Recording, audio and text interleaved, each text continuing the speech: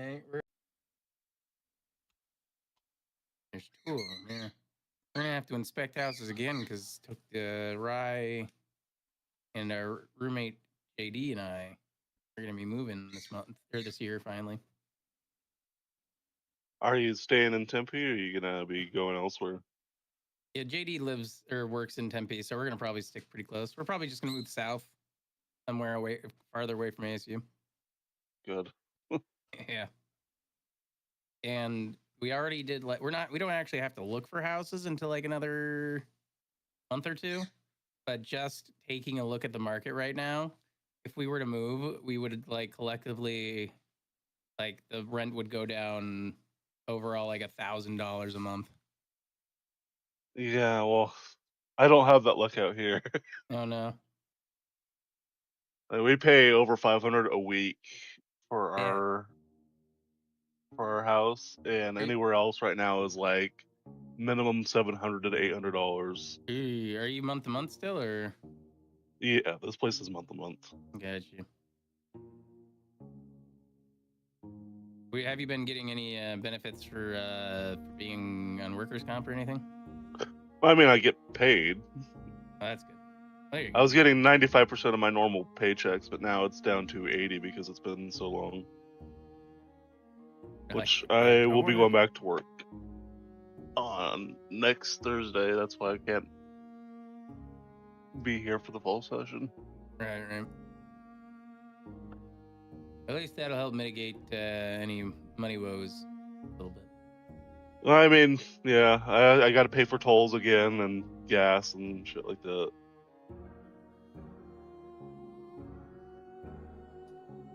I think I mentioned it a couple of you guys, but I've been doing what is it, Amazon Flex on the Mm-hmm. side, and it pays out pretty good. It's like around more or less like $23 an hour, but one, they don't take taxes out, so that's gonna suck this year. And Yeah. actually, I don't have to worry about it this year because I didn't make enough last year to worry about that. But also, yeah, it doesn't factor in the amount of like gas that you use because you're just driving for like 3 to 5 hours. Mm-hmm. Then there's wear and tear on the car and yada yada. But If Rye doesn't mind saying, where were they working that they couldn't? oh, just recently, Yeah. it was like a secondhand store thing. It was the one over like around the corner by the Oh, okay. McDonald's. Huh? Oh, Ross. No. Security breach? Oh, the bird. That's up to you. I mean, they'd be good for stuff, right? If you want to. They're good snacks. All your heart. Yeah. McDonald's. Yeah. Yeah. Okay. It was just they got there and they're like, I don't think my body can handle moving 50 pounds plus of stuff. They like Uh, have like windows and fridges and like giant stuff. So wow. Ryan's small bean with what do you what do you call it again, Ryan?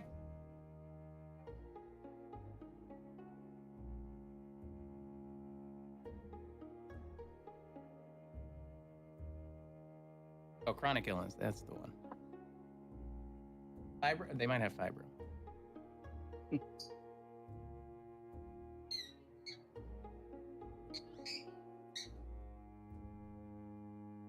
You need to take your medicine.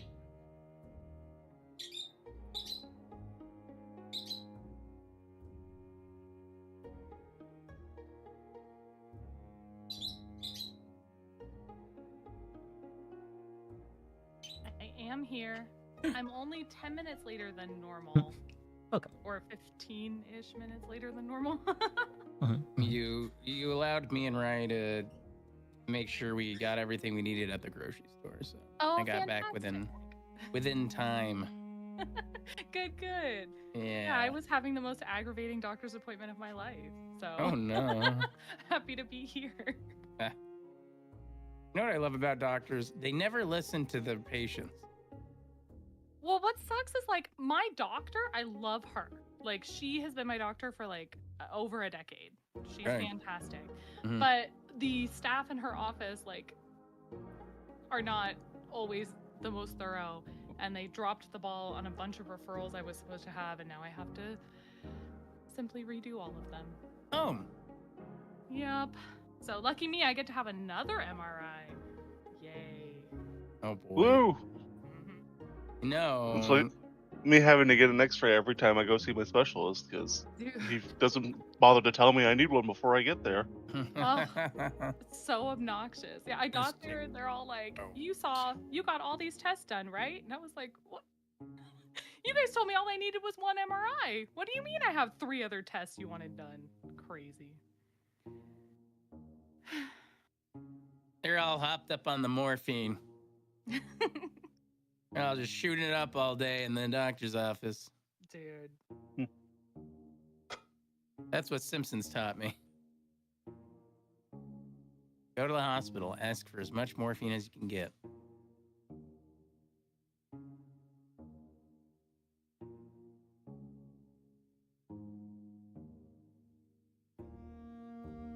Never actually had morphine, but I'm a little actually terrified to try it if I ever had to. Like not try it, be administered it, I should say.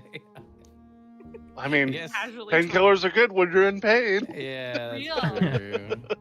You never I need just- morphine, actually. I hope I never need morphine is I guess the better way to say it. I mean I'm sure it's a different effect than like any of the weeds or anything like that, but I don't like being high. It's Yeah, not a good feeling to me. Oh, do you get anxious? What's that? Do you get anxious? Sometimes a little bit sometimes. That is part of it, but I'm just generally the state it puts you in, the feeling. Mm. It just doesn't vibe well with my brain. Like I enjoy the alcohol just fine. Interesting. Yeah. But yeah, if I'll take like weed gummies, like just like a little bit that are like for like sleep aid, Mhm. and that's usually fine. And that actually usually helps. It just helps me feel sleepy, and I don't feel any different. Mhm. And I haven't determined yet if it helps or doubles like my night terrors that I normally get. Oh no.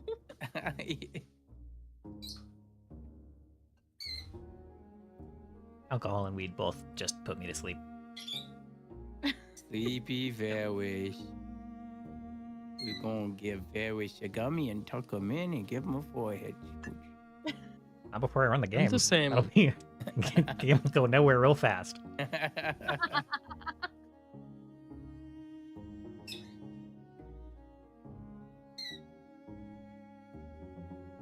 Konnor, I believe I interrupted you.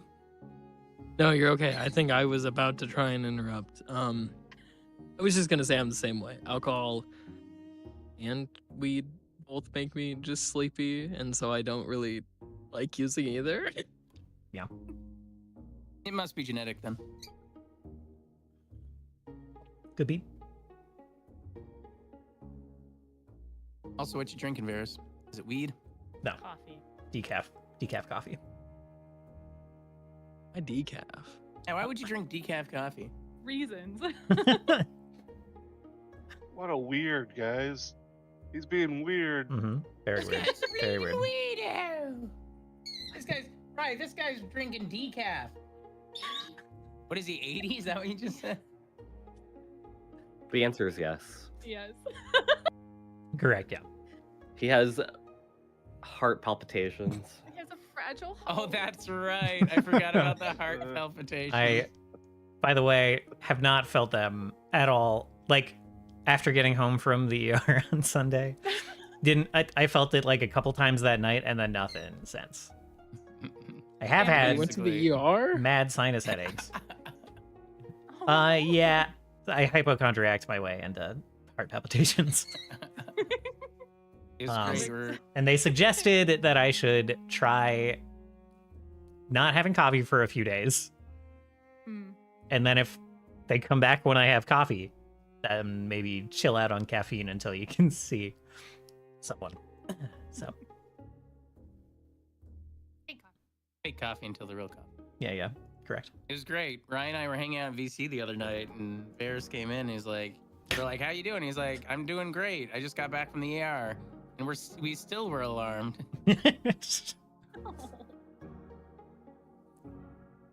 They were like, "What do you mean? What's wrong?" And I was like, "Nothing. I just got back from the ER." You're like, I'm great. Yeah. Nothing was wrong. Got that morphine. They did not administer morphine, unfortunately. Fortunately, they They didn't give you an IV. They did give me an IV. It was mostly to. Did they put anything in? They took blood for I think it sure. was probably just hydration. Yeah, I wasn't hooked up very long. Like I mostly just had it hanging out of my arm for an hour. With like nothing going in or out. But they definitely took blood from it. So.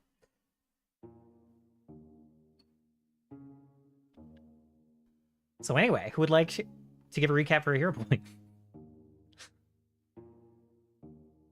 Minotaur. The end.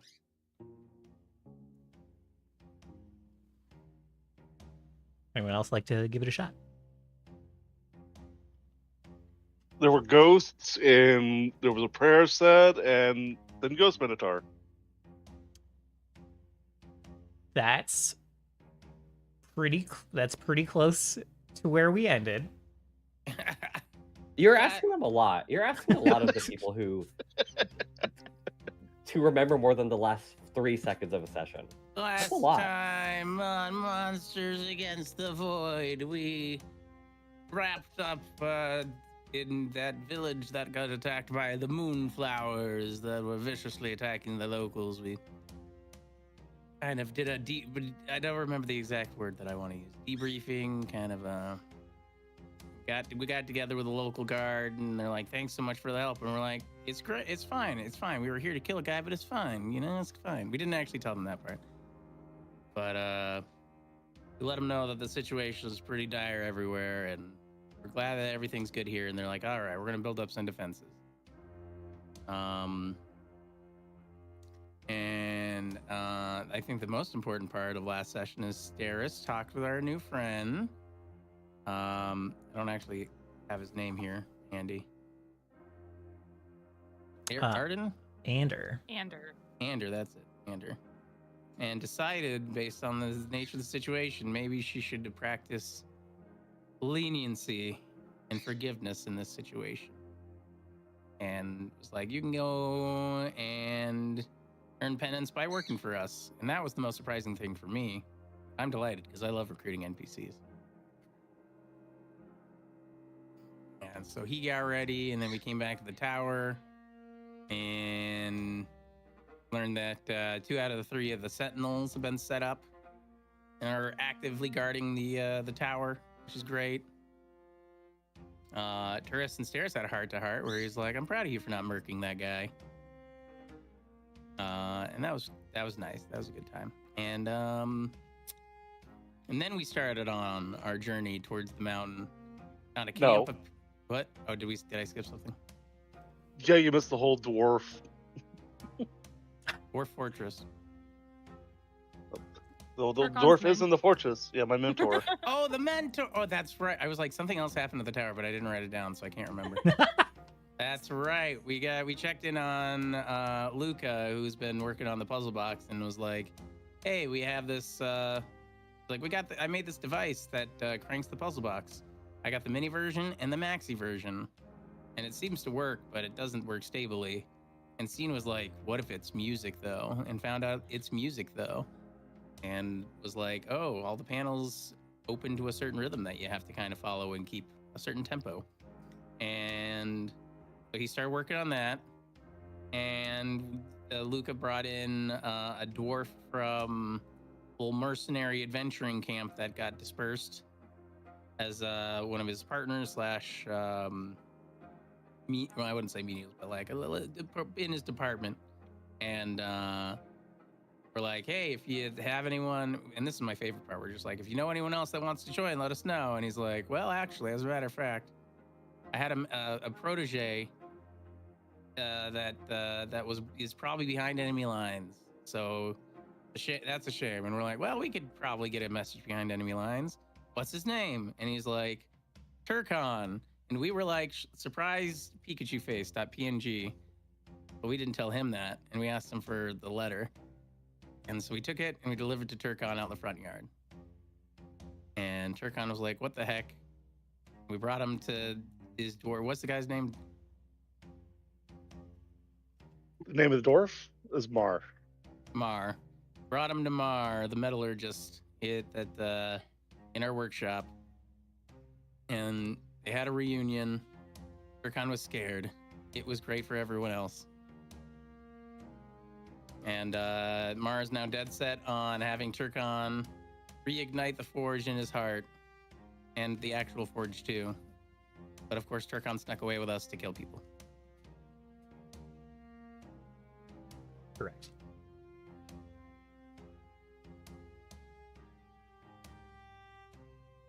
And then we went to the mountain. Indeed. And we saw a camp of people. We realized that the camp was a mercenary band that was employed by Dingus Machingus of the Orodine family, Martel. And we're like, yeah, all right, we'll sneak around these guys. We found out that they had 2 body bags, essentially. And we're not exactly sure if they were people that they killed or was a part of their party, but it was something that we noted. And when we got up to the top and found a dead guy because of a ghost, we realized, oh, they probably got murked by these ghosts and turned back around, or are now just camping out down there, trying to figure out what to do next.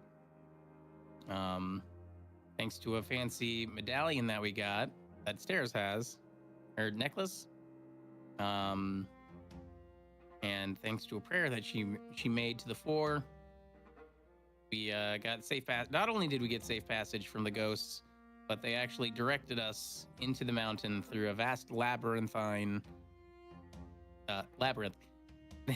And we got to the center of it, and we found a Minotaur ghost there, whom was just like the other ghosts in terms of just kind of dead eyes, I just work here kind of vibe.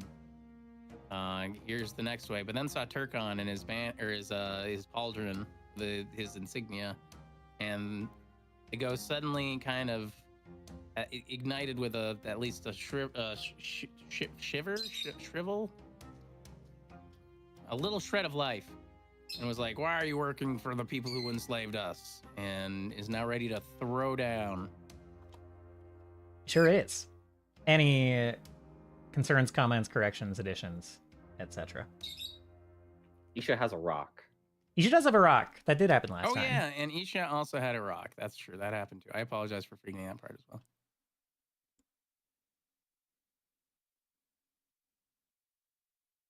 We would perhaps normally go see what is becoming of that rock and Isha, but No. We can do it after we fight the fucking Minotaur. sounds good. You're not gonna end combat, end us on a cliffhanger where we're gonna fight Ghost Minotaur, and then be like, but before we fucking kill the Minotaur, you know those episodes in like anime and action shows where they end on the cliffhanger, and then the next episode immediately starts on a different scene, and you're like, why? Why would they do this? What the? Who thought this was a good idea? Well, that's not good. Or What, the yeah, ones that just repeat the same scene after a commercial break. Oh, man. I have 2 questions. Yeah. 1, can I take my hero point? Yeah. Go ahead. Okay, and 2, can I donate it to Turkon? Yes, that's fine. All right, Turkon, take my hero point. Woo! All right. Everyone can roll initiative if they'd like. Turkon must roll initiative. I must. All right. Well, there's no way I was going to beat a 35. So.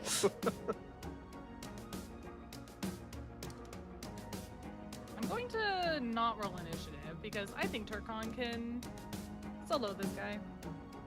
All right. She's like, actually, I'm just trying to eat. That too. Is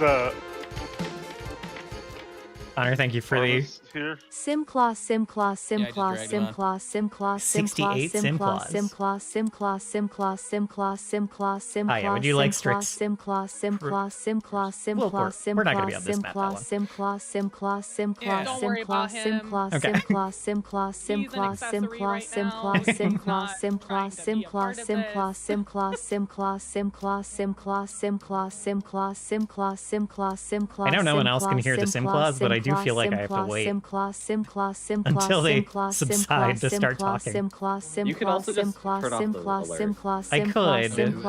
I don't have a quick button to do I that. paid $5 for that alert. All right, so Turkon again, this guy You can turn it off if you want. I don't care. staring directly. We're Cares good. a It's little over. bit. Kind of like you catch his gaze as you enter. He clocks the symbol of Esgol on the pauldron that you wear. And he said something along the lines of, "You wear her regalia. Why do you come here with gifts of the four? Why do you come here to do their bidding?" And before he even really waits to see what your response is, he slaps this ring that's at the center of this kind of gladiator harness that he wears and like ducks down, kind of like puts his shoulder and his horns forward as these kind of concentric rings of blue ley line energy kind of span some of the distance between him and you. And you hear this kind of like whine, this high pitch woot sound before I need you to make a reflex save as he is suddenly launched directly at you through all of those rings. Are we in a submarine? He is a submarine. Whoop, whoop.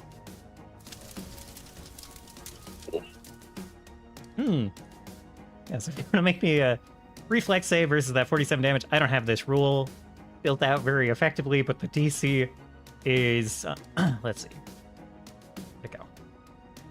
I do like that it links you to the saving Oh. throw. DC is going to be 31. 31. All right. Let me check on something real quick. Is that right? Yeah, good enough.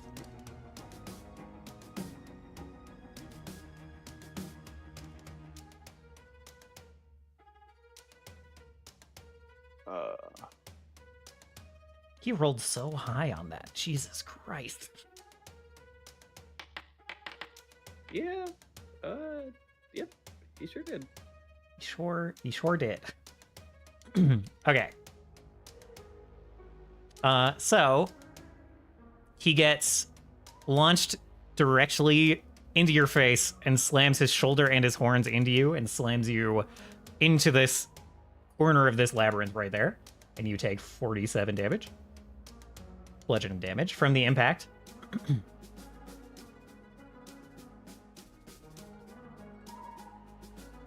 Okay. I apologize that is not set up totally well. And then he will whirl around his back to Corbin. So it'd be a good time just to pop that. Probably a good time. So we'll whirl around his back to Corbin. And try to hit you with an intimidating strike as he lets out a roar following that. Blinding fast tackle. Wow. He's rolling very well. Rolling very well. It's because he's a Minotaur. It is because he's a Minotaur.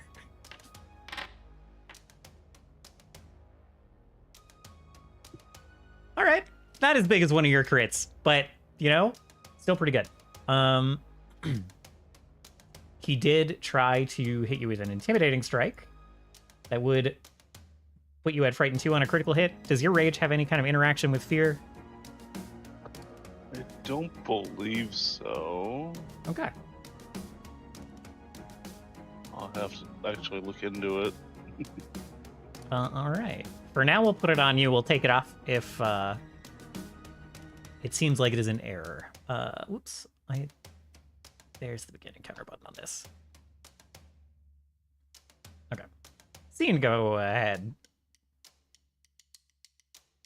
I'm just gonna try and support with what I can. I also think Turkon can handle this. I'm just Courageous Anthem. Lingering Composition.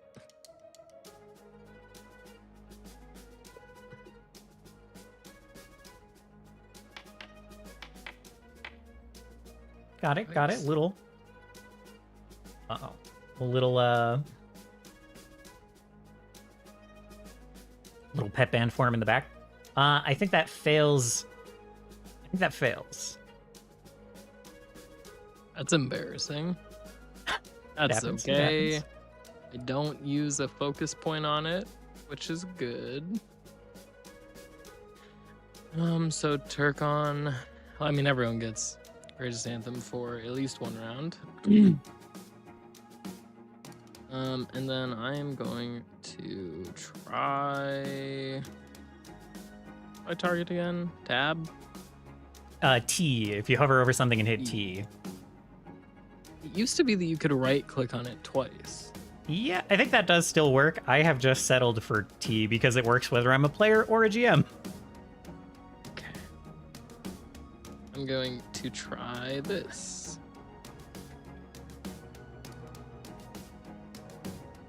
I don't know if...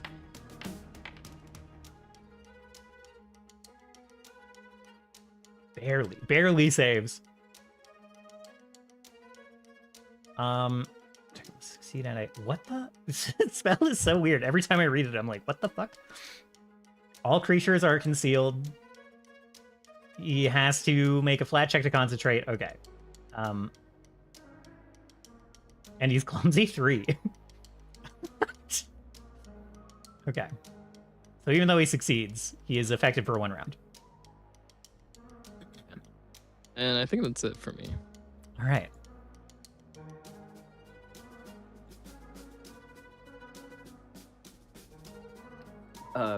Fate takes out his spear and he just like walks around the corner all slumped and sad.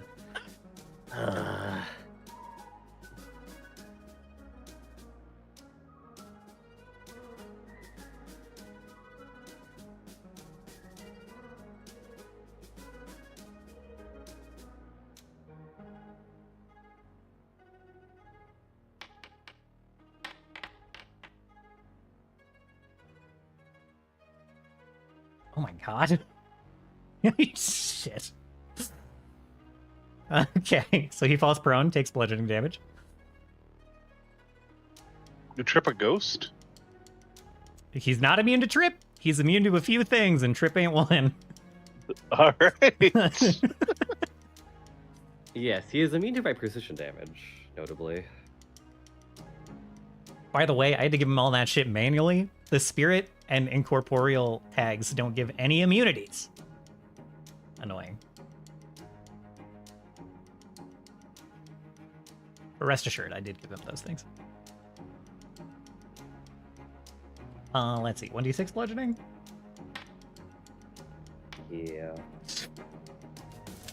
The way you roll it, this Minotaur is rolling max damage on everything. Oh, But he that's takes right. no damage.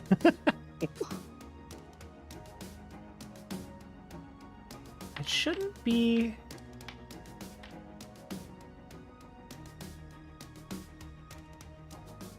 Okay.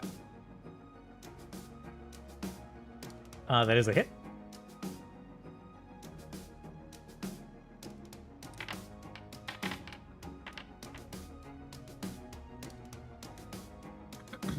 Okay. So you trip him and you stab him, and he, after taking that damage, kind of like rolls over in the process of standing up, not standing up yet, and just growls at you. There's no place for you in this fight. And You feel a command in that, and you get to pick one of these.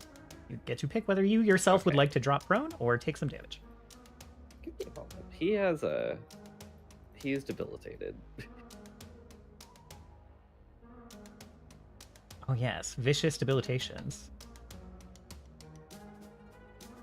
I'm trying to find the. Gains weakness? Oh shit.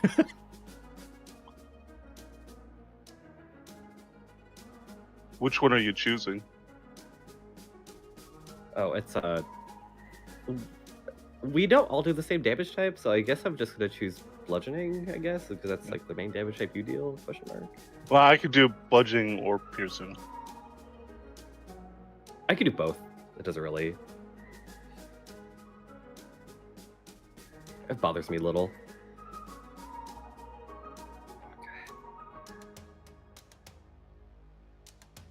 Yeah, sure, I guess I'll draw prone. Okay. And this is this last one round. Just making sure my vicious debilitation. It's whenever seconds. it's whenever I yeah. Okay. Okay. Then I guess I'll stay. Stride, trip, stride. Okay, never mind. I'm good right now. All right, Turkon, back to you. All right. He gets backed into this corner and is like trying to catch his breath in the midst of all this. And he just like, winds up for the biggest swing that he can imagine. And let's see if it actually connects. It does not connect. Barely I'm gonna reroll misses. that one.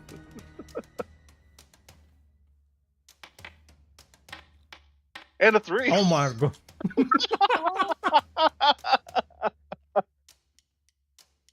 He's taking my luck.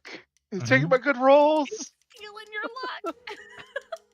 I thought you got this. You do got this. Mm-hmm. I don't got this. No, you don't got this. It's okay. He'll just roll a 2, a 3, then a 4. It's fine. I bet he's just consensually going up, and eventually after 20 rolls, he'll hit nat 20.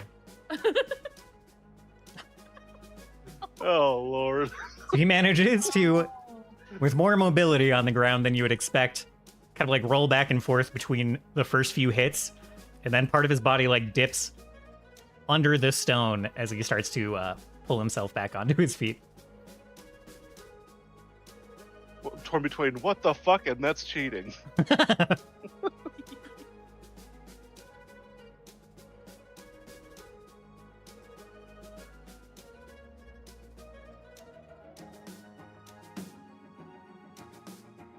And that's it for me. All right. Tourist, go ahead.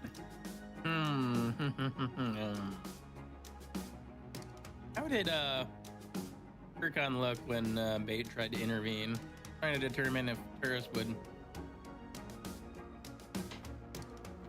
I mean, Try to he's right now in the midst of, you know, catching his breath and swinging, so he's just laser focused on the on a ghost.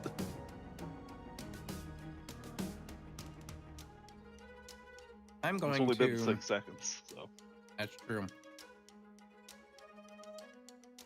I'm gonna wait. I feel like it's still the right thing to do based on what we know about Turkon. And if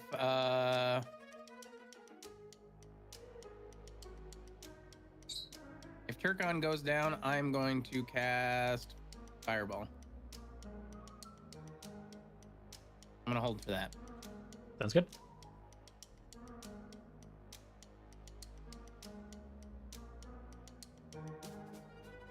And Steris, you are just watching so far? Seeing that he got wham-bammed, I'm still not wanting to join the combat, but I'll throw a heal at him. Oh. Should I roll initiative for that to be? Eh, well, you can just go at the end of the round. That's fine. Okay, sounds good.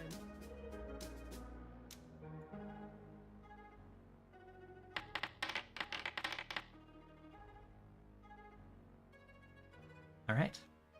Turkon, you get a little bit of that crit back. Sorry, go ahead. Yeah, she's been watching, saw him fumble, and she'll tell him to not lose his focus while she hits him with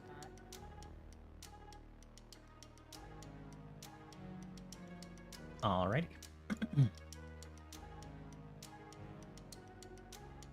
Oops.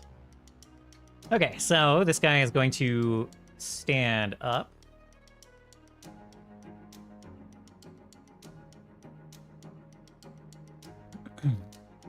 Let's see.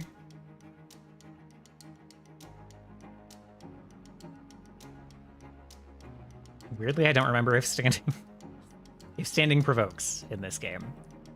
It's a thing I should definitely remember, but as a player, I just get to kip up all the time. It is a move, so. Okay. So that does provoke. So I get to make it straight. Yeah. If you'd like. Oh yeah, of course I would like.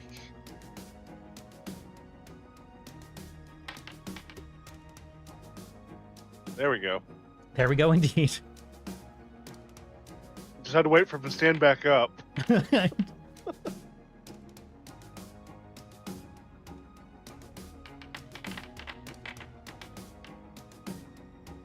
Holy. Okay.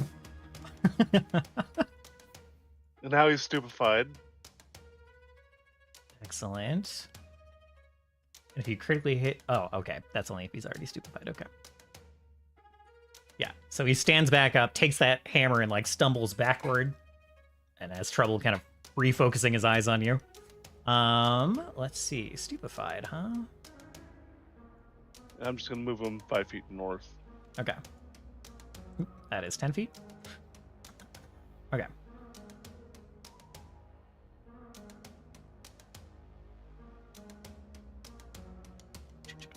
Okay, nope, can't use that.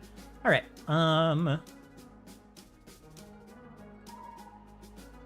People again try to intimidating strike you, letting out another roar and kind of like pushing you backward, trying to push you backward. Oh, he hits. There's the damage here. This doesn't increase you back to frightened 2. You just remain at frightened 1. And then he will try to shove you back. This is going to be at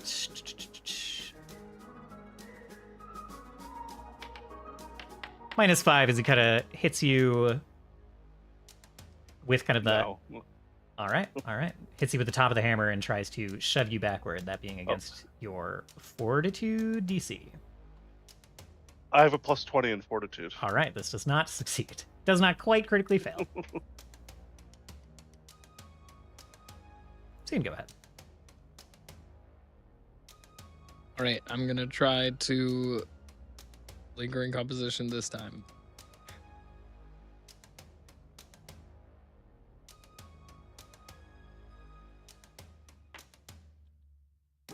That is a success. Nice.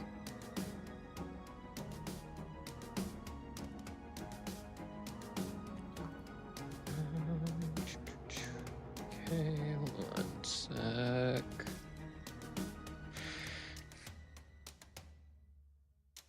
And then the thing he did earlier with the iron command, that was a reaction. That's right? correct. I also forgot that Turcon is supposed to be concealed to him, so I'm just going to roll this real quick. He did hit. Okay. I'm going to use roaring Wait, applause. He's concealed to me, or I'm concealed to him? You were concealed to him because of the synesthesia that Theme cast on him. Right. Okay.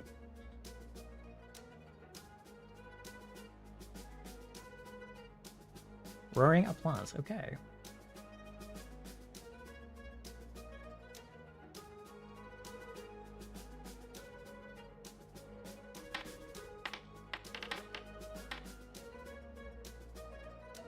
Oh my god. He's just barely succeeding on your stuff.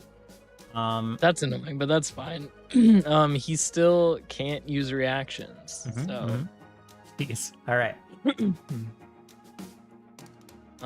Also, I need to check the winding of Tuvash stuff. This might auto sustain with my lingering composition. Got it. Sure does. Great. Okay. And I think that's my turn.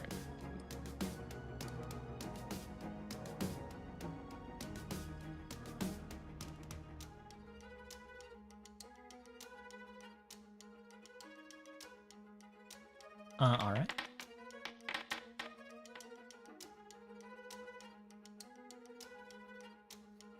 He is prone again.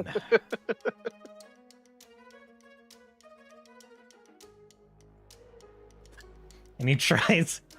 He's like hearing this applause and he's looking around. You trip him and he's like, I will not suffer this humiliation. And then you bonk him with the spear. Yeah, he's like trying to talk, and I just hit him on the face with the spear.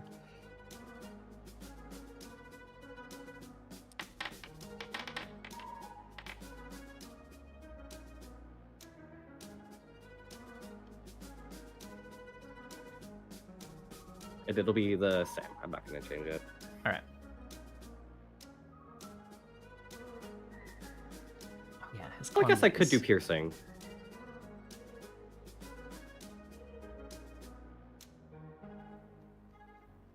It's fine. It's not a big deal. They don't stack, do they? It is. No, it's not like. Yeah, they don't like add up to. Like, overcome physical resist. It just lowers it. Yeah. These rolls, man. It had to be He's- this fight, right? It had to He's Yeah. he is no longer clumsy. The clumsy wore off from Steen's spell. Nice. Oh, Alright, that'll alright. do. It's a normal hit, but yeah.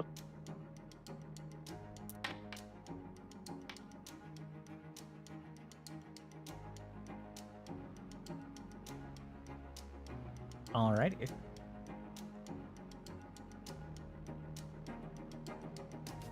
And with Bates' help applying that weakness, he takes full damage from that. Dang. Rolled off the 20. Don't you also have some like ghost gloves or something, Bill? I have the Aeon Stone that's letting me, it applies ghost, or it's like ghost touch or something like that. I don't know the exact wording of it. You may have to activate it to get Ghost Touch.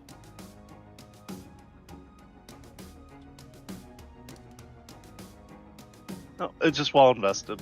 Oh, okay. Got it. It is applying it correctly. I think he should have taken 5 more damage from that hit. If he has Ghost Touch and... Let me see. Well, Ghost Touch is listed in the Oh, interesting. the Okay, tags in my damage. okay. Got it. Okay. I will trust... I will trust the virtual tabletop. Turris. Yeah, I'm still just gonna hold. Okay. I don't think I have any like anything that won't just directly interfere rather than assist. Got it. I mean, you could make me bigger. Oh yeah, I could, couldn't I?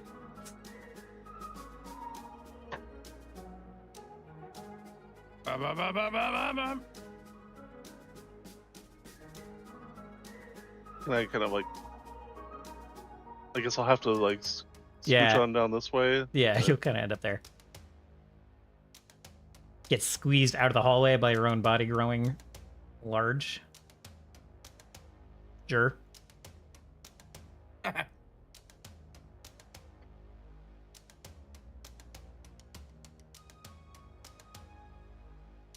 I love the icon for enlarge.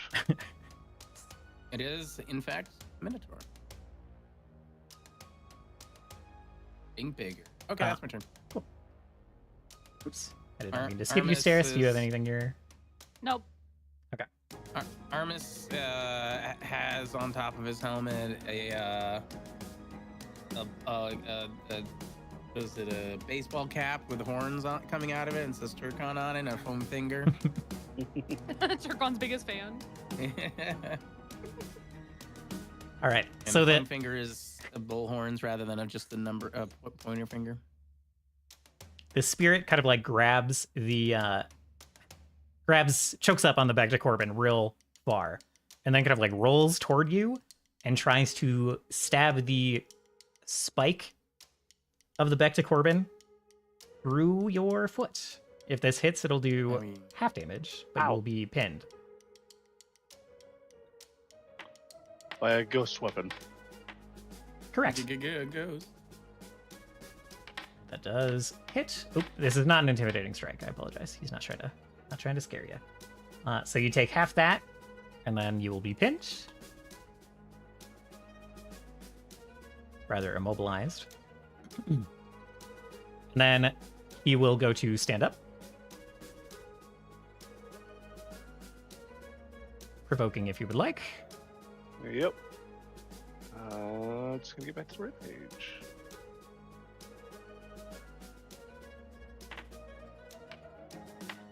Yep, of course. Oh my god.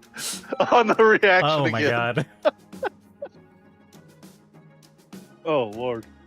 Saying the math for this thing. Alright.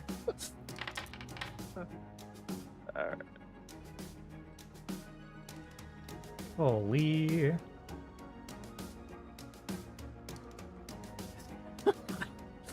Okay.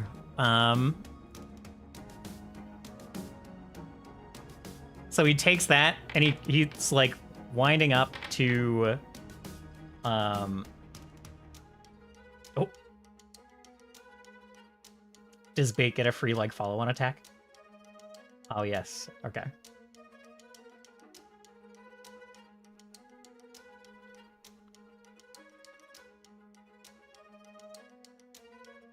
All right. He's like going to kind of like punch you. He's like stabbed the spike through your foot, pinned you down. He stands up and he's like reeling back to deliver a couple of pummeling blows, and you slam him right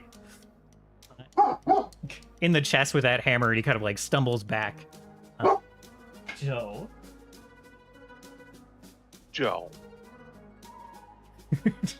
Sorry. And kind of like hits that wall. There's like a bit of an impact. He like sinks into it a little bit, but there's still cracks that spread out from where he hits. And he kind of stumbles a little bit and kind of looks at you, you've taken some hits, but you are still going strong.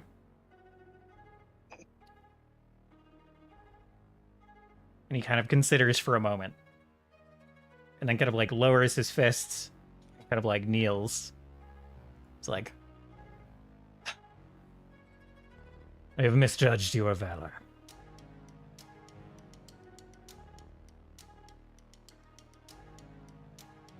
He wields back to Corbin well. Clearly follow in Vesgol in her footsteps. Because that isn't the name he would use. My mistake. And it does not appear that he is staying hostile. Well, we can say that it just like auto translates into our minds as Vesgol. Yes. Yeah, he like says something and you only hear it as Vesgol.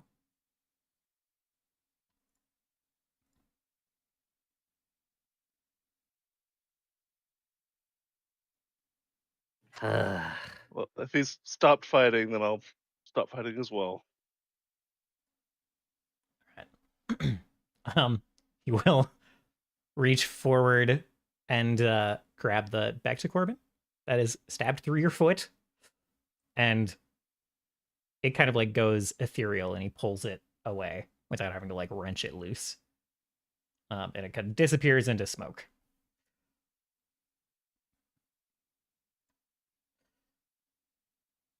You fight very well. I can see our techniques have not been lost. But the question remains, why do you come here with those blessed by the four?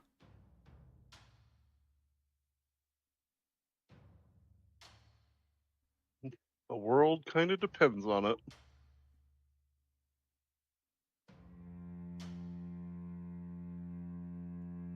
Kind of considers that a moment. And so you seek the power entombed here.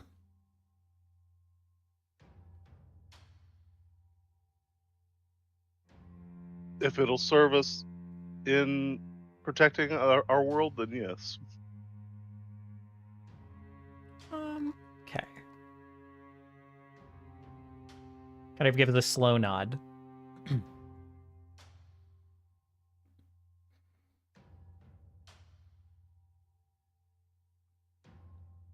As much as it angers me, this is the way our warden would want it, I think. And he stands up and, like, bows his head to you again. Thank you for the honorable. And he kind of, like, gives Scene a little bit of a side eye. Fight. It was a good workout. Well, there's, blood gushing out of my foot. And, my back is cracked.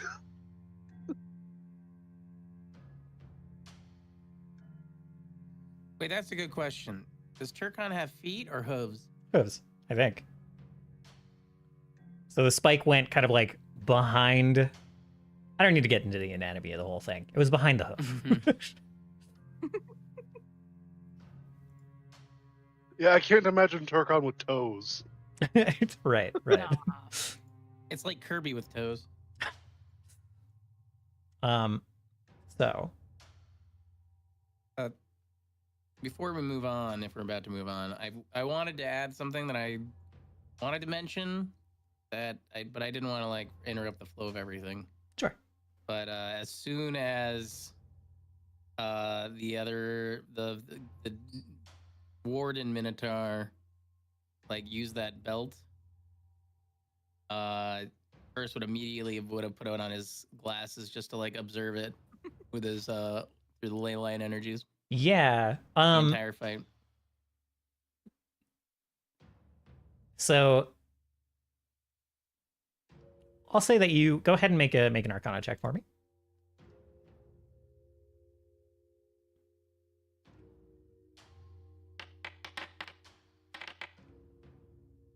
Excellent. So I think you flipped on the glasses fast enough to even catch it when he first slapped it, like when those rings appeared. And there's no Penis already in the Arx. So you see that there is, in fact, a pretty strong ley line, like kind of arcing up underneath this mountain, somewhere down below. And when he hit that ring at the center of the harness, it drew a pretty solid line of that ley line energy, like up through his feet into that harness, which then like shot out in front of him, like you saw. And a couple of times while he was fighting, it seemed like the ley line itself was kind of feeding into his blows, and kind of how he moved.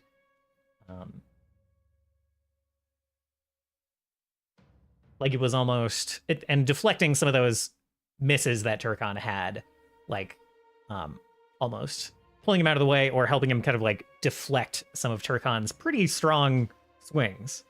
And it took a minute for Turkon to kind of adjust for that, I suppose.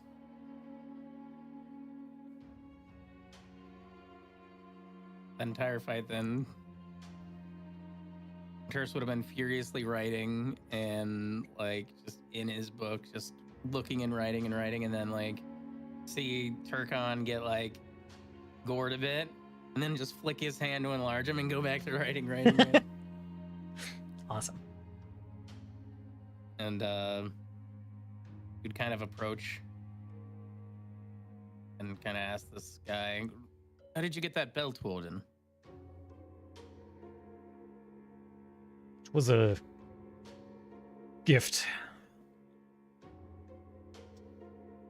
A uniform, I suppose. All of the wardens wore one.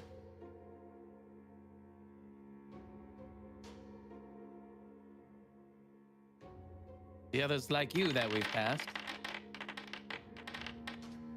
No. As far as I know, I am the only champion of... And his eyes kind of like... His brow kind of like scrunches a little bit. Champion of...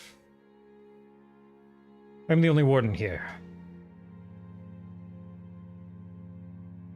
Many of the other warriors trapped here are of the four, or of the warriors I was fighting beside, but not wardens themselves.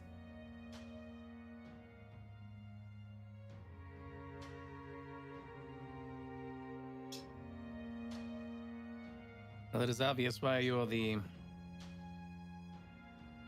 warden of this locale.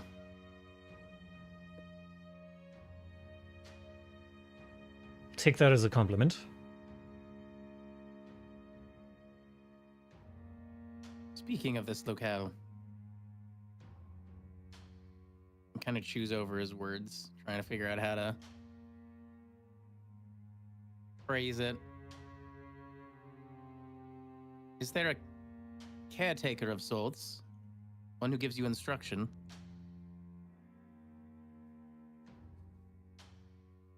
The only instruction I receive is the enchantment placed upon this place by the four member of the four who calls himself the Lord of Death.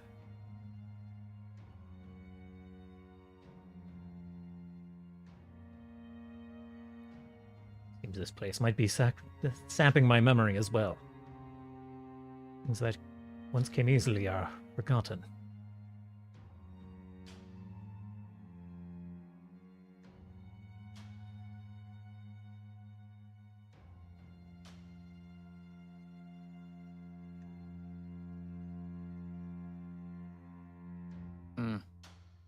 You wish to continue this existence?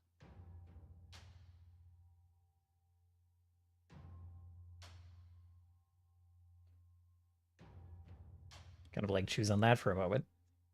I believe I have little choice.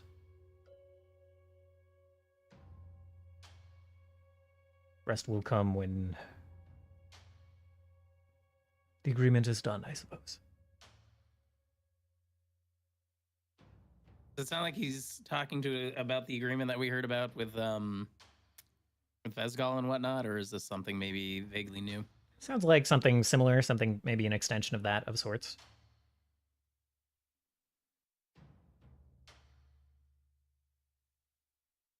First looks to Turkon. Could we tell him about our experience? Would it make a difference at all, even? Why Might should as we well. burden the dead?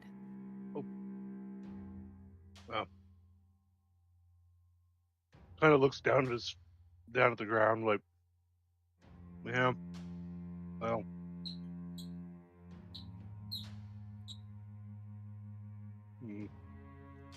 Worry not over long about burdening me. I rest when there are not intruders.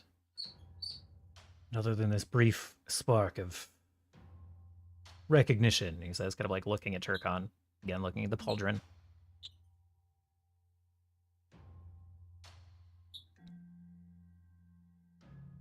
It is mostly a blank.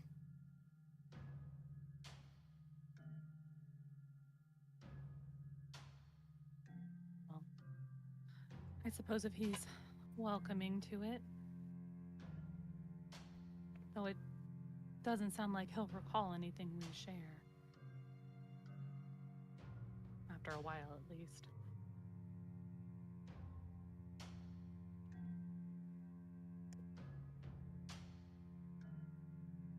Perhaps not, but Maybe it would bring him some peace, knowing that an end is on the horizon. If we succeed, perhaps.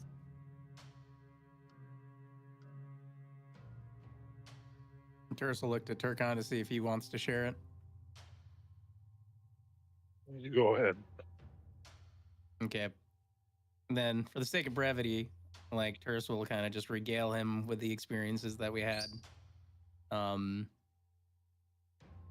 In the, I don't want to call them tombs, but like the sanctums of the gods of the realm, and meeting Vesgal and what had happened there.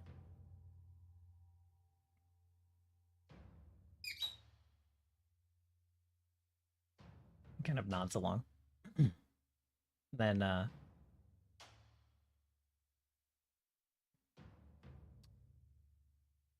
looks over at Turkon, says,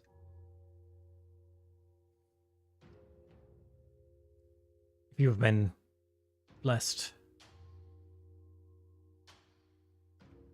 by the warden directly,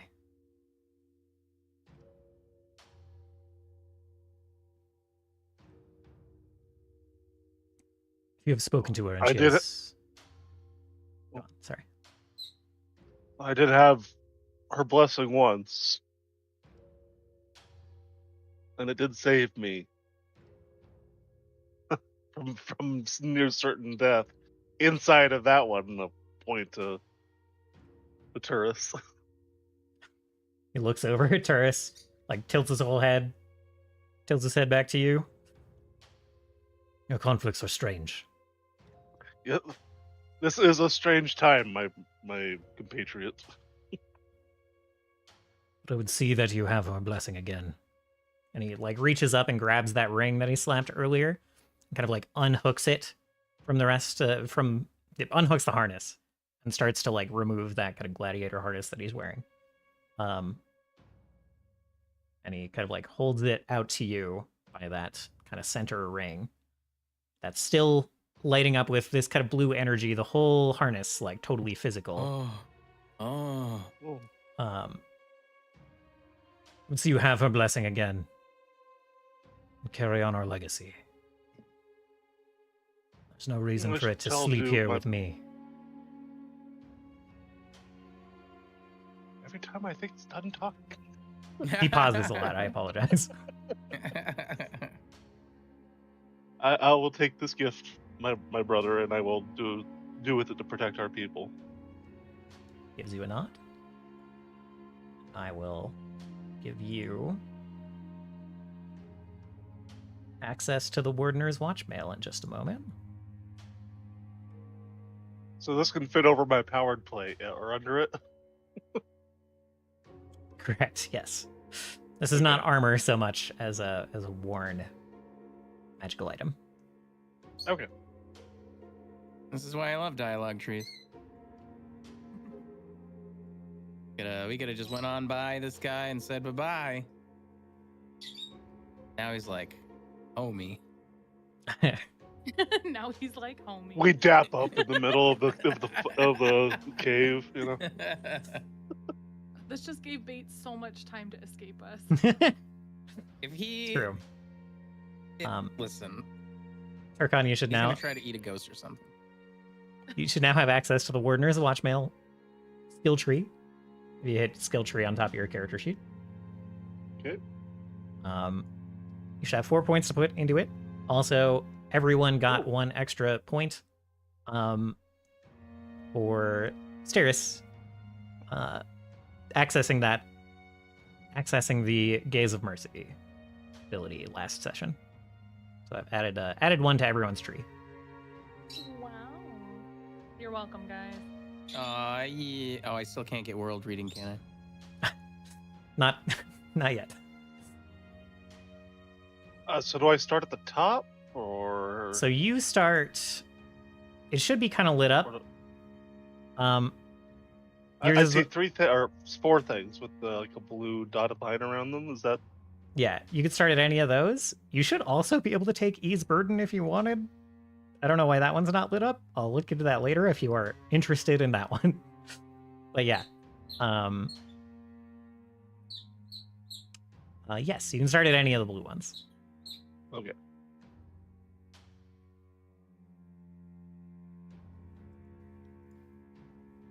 Alright, I'll take a look at these.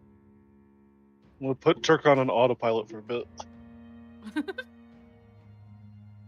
The center ring is the ability that he used at the start of the fight.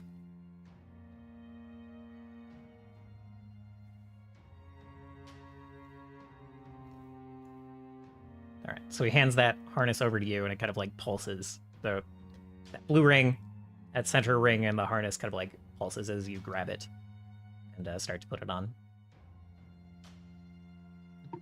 Does it? I'm assuming it feels familiar enough to be like the same kind of energy that Vesgal was giving off. Yes, and it feels also like a little like being home in the fields of Serosa. You felt like a connection to the land there. I would All right. I would presume anyway. And even though you are far from home, you feel that connection here now, having that in your hands.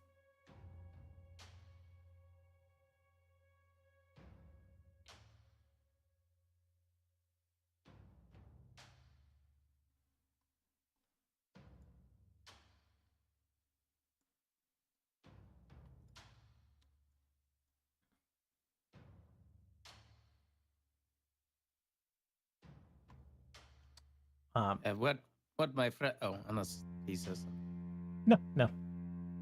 Okay. What my friend was referring to earlier is in the plainest terms, I have a connection to a place that this place seems not unfamiliar. I am a caretaker, like one that might be here, maybe. I'm not quite sure. Maybe it's hopeful wishing.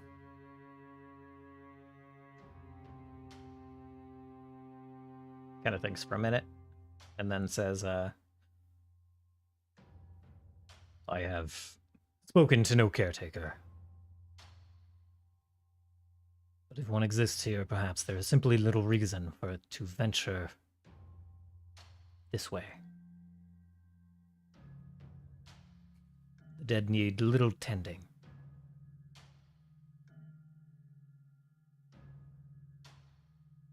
He'll frown for multiple reasons and not.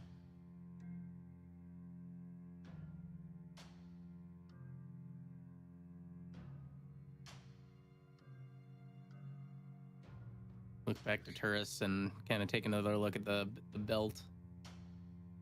Kind of just all around for a moment, just taking it in. And back to the Minotaur and say, well, I hope our interaction and our story has given you a reason to maintain a little extra lucidity for a time, at least.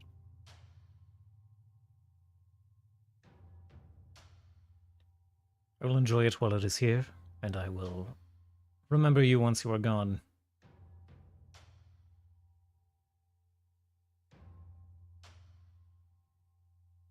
First, we'll give a respectful bow, and then look to the others.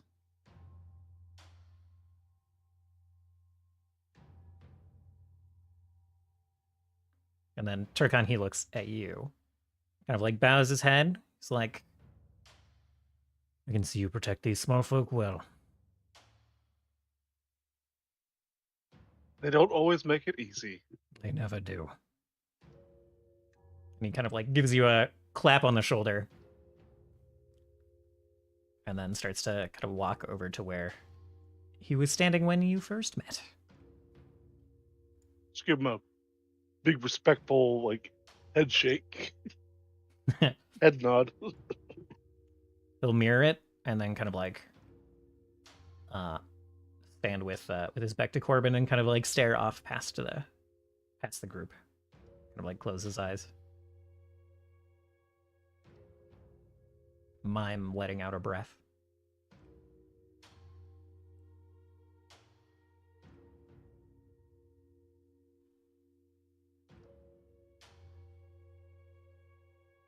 Well, it had been some time since I got to witness an honorable fight like that, Turkon. Congratulations. Mostly honorable, but thank you. Mostly. And thanks to both, to all of you for the help.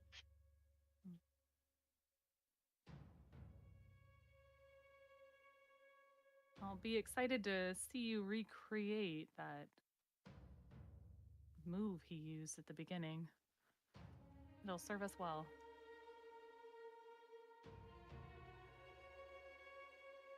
Indeed, I think there's more to it than he actually got to use, as he like fiddles with the ring in the center.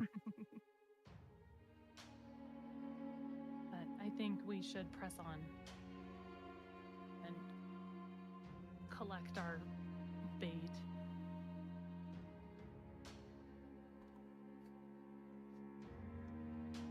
All right. So, almost absentmindedly, you remember the direction that he pointed in, and he starts to kind of like point that direction again, letting himself kind of succumb to that enchantment again. And you follow the path of the ghosts. Bait, you will arrive at this next area slightly ahead of everyone else, so we can see what you do once you're there.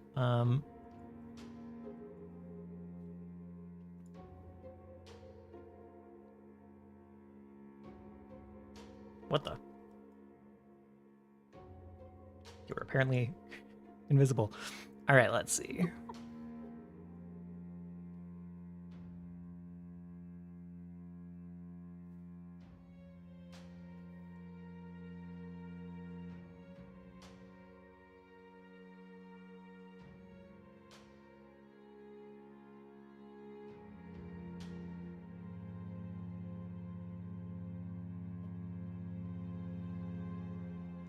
What the fuck?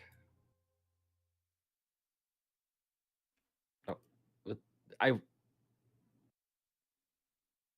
Oh, you're seeing an awful lot for some reason. yes, it's because there's a party token right here. Oh, whoops. Thank you. It's Stu. Stand by. Aw. Stand by.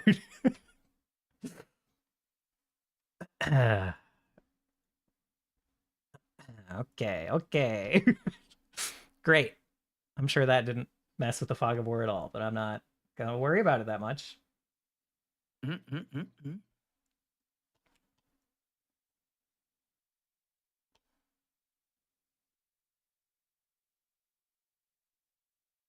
the fuck am I looking at?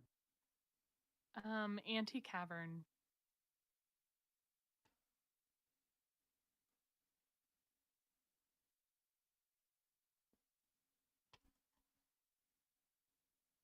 I don't know what. Can you see south right now?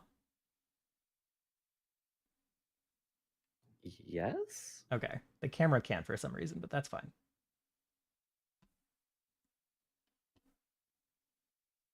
Oh, because the camera doesn't have any kind of access to bait. That's why. Good. He's untrackable by camera. I do kind of think that's funny, so I'm going to keep it that way.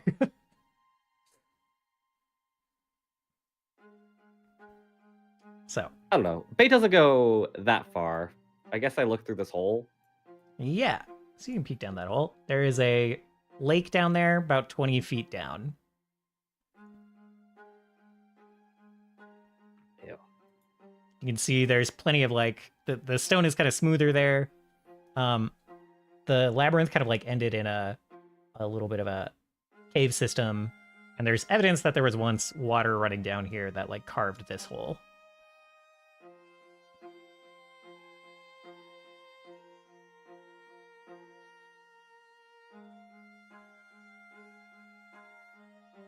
A couple of minutes after you arrive here, So you're like, Yeah, Bait doesn't really move from this area. He just kind of is waiting. Okay. The rest of the party, you find the same cave system that Bait does. A couple minutes later, follow it downward, see Bait's tiny footsteps ahead of you, and you come to this kind of intersection that you see here.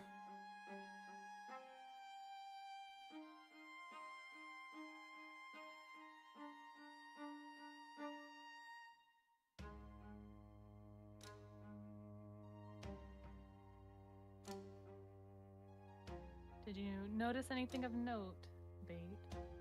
Water. Water.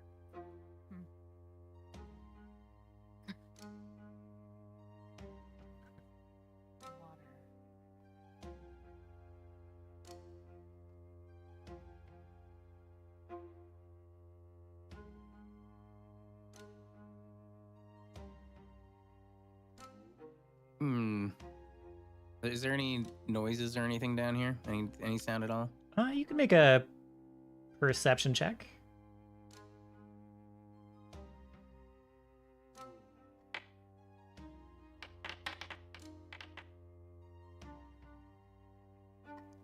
There's perhaps a bit of splashing kind of from like further down the cave, sound of water moving. You definitely hear the kind of like just rustling of like moving water kind of in the distance.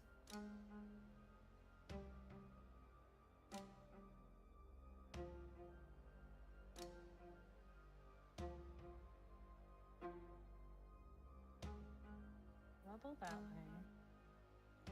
Steris, you see kind of a, it doesn't look like it from here, but this cave kind of like starts to angle downward toward another kind of like gap at the bottom of this this incline that you're at the top of. You hear kind of like the rushing of water a bit louder as you turn that corner.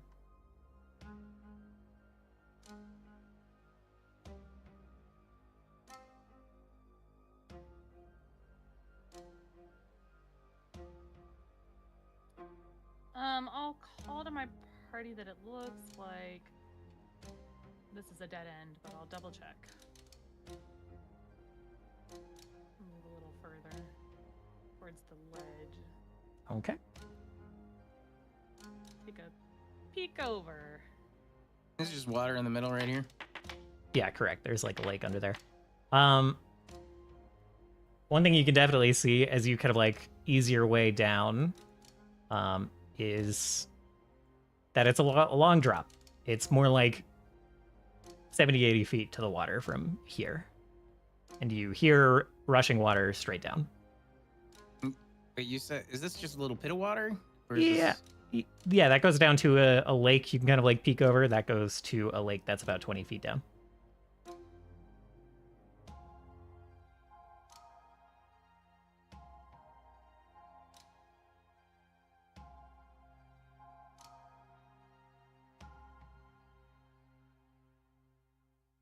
Good to know.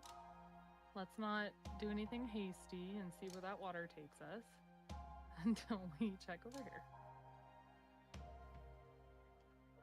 Bait. This room that you were looking at looks like it used to contain both stairs up and stairs down. Both are collapsed.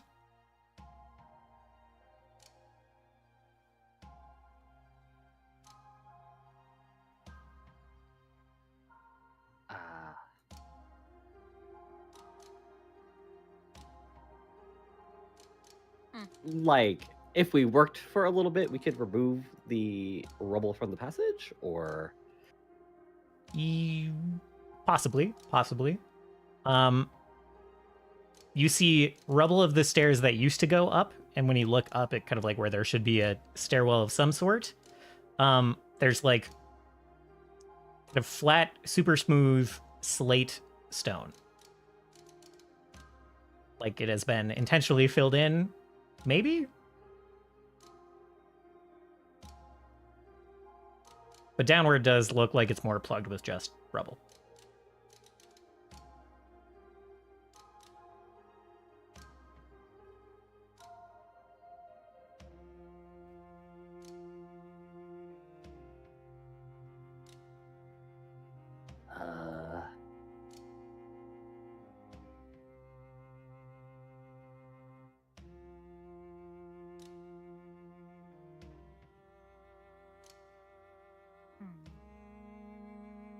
I'm gonna.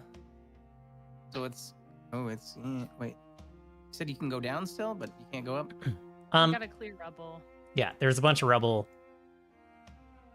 kind of plugging the stairway down.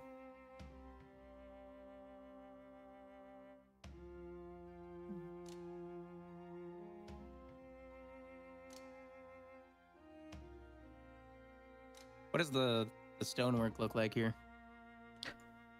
It looks fairly similar to the walls for the most part, other than the kind of like odd smooth slate covering the stairwell up. It looks... Go ahead and give me a crafting check. This would be a great time to let you know that I finally decided what I want to use for my archetype point. Mm-hmm. My level 8. And I Yep. decided instead of getting something with driving, it would make more sense that first gets an archaeologist dedication. Oh, okay. You can do that. Oh. Or Where'd it go? Where did it go? I become expert in society and thievery, and I get a +1 circumstance to recall knowledge about ancient history, peoples, cultures, and technically buildings too, I guess, right? Yeah. Like crafting, and then can I use Ascendance of a book as well? Or not Ascendance of a book? Oh, it is Ascendance. I think so. Unless you're getting the same bonus somewhere, but yeah.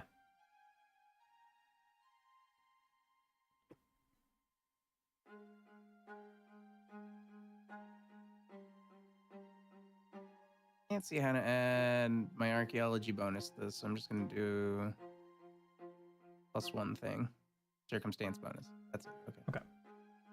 Does it say something like add archaeology as a lore skill, or that's pretty good regardless? Okay. It is definitely... Let's see. It reminds you quite a bit of the observatory in terms of just its construction and kind of like the patterning. This is less worn. I know it's weird to say because you have a collapsed stairway in front of you, but like the floor pattern and everything is less worn than the observatory of Scala that you guys visited. And it's reminiscent of that kind of like inside hallway that was more protected.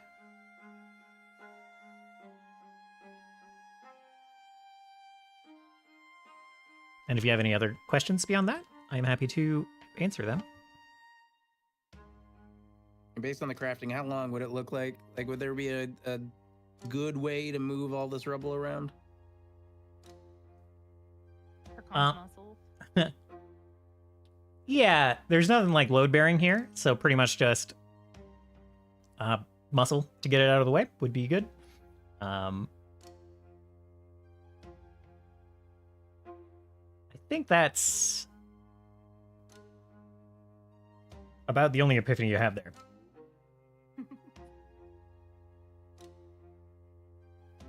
Looks again. Seems to me like we have to start getting to work. But all those are just going down, right? Yes. Okay.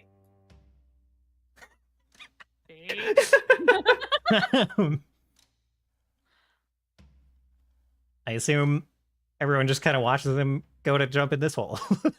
Correct. All right, Well, babe. We all watch him. I was thinking about doing this earlier. Yeah. Harness and Turris look at each other and they nod at each other, and Arms jumps. Okay. So Bait, you appear in the cavern that's got like a bit of a lake in it. Look around. There is a cavern that continues onward, and then you start swimming out of the way, which is good because a large hunk of metal falls through the hole behind you, emitting an enormous splash. Am I supposed to be seeing this? I think it's just there because Because the top was revealed. well, I think it's there because Stu was there. Oh, I see. Okay. So I like don't- you only see like this area, right? I don't. Oh, I just put you way underground on accident. Hold on. I Ah, accidentally, you buried I accidentally me. Where hit am I? you. You're, don't worry It's about it. buried. Don't worry about it. You're fine. Yeah, I just see like a staircase. And... Okay, interesting. Yeah, I think that's fine. Is not a big deal. So Armis starts climbing out of the water down there, I think. It's cold. What does the rest of the group do? Terse will be I like, get down and just stick my head in like into the hole. See, Okay. I can see the. You'd have to squeeze through a few feet of this rock to see what's actually like around in that lake, but no one's screamed horribly down below yet. Bait screams. He screams that he's cold.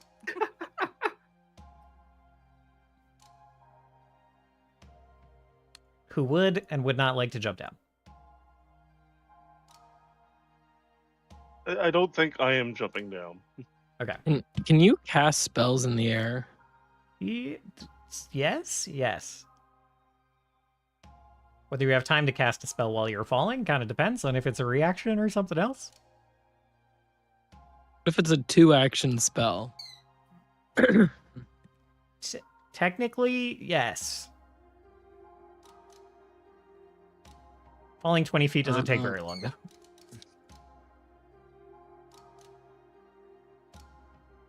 Okay, one sec.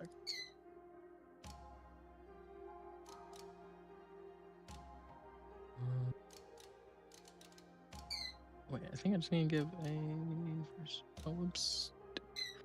Not 21.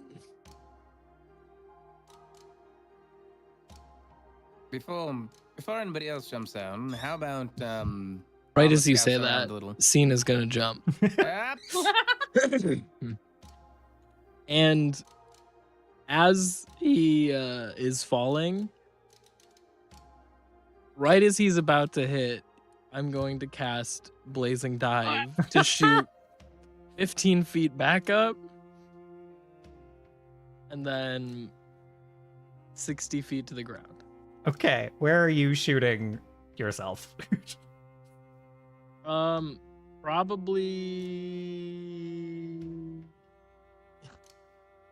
I'll go here. Okay.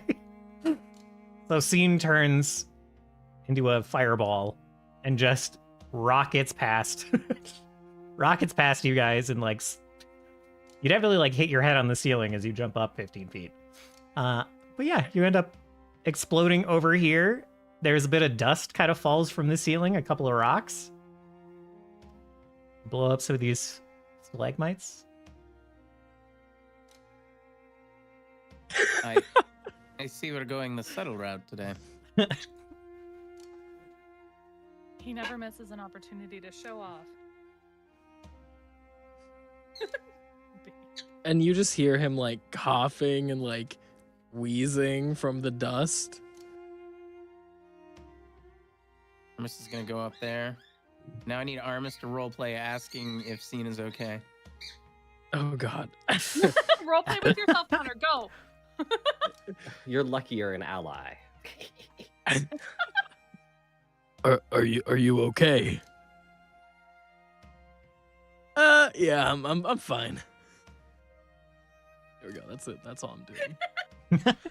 Excellent. This is super awkward, and I get what you mean now, Dylan.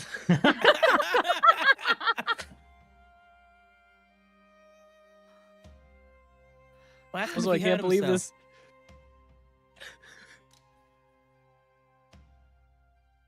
Armis is just gonna go dead silent.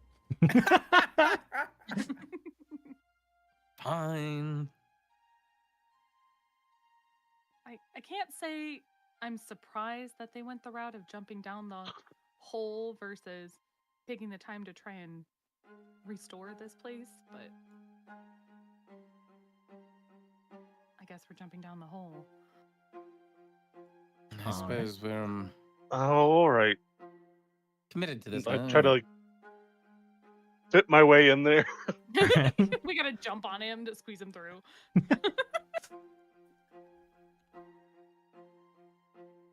Oh, talk about squeezing through. Oh, It does. Like It does take Warren's. Turcot a second.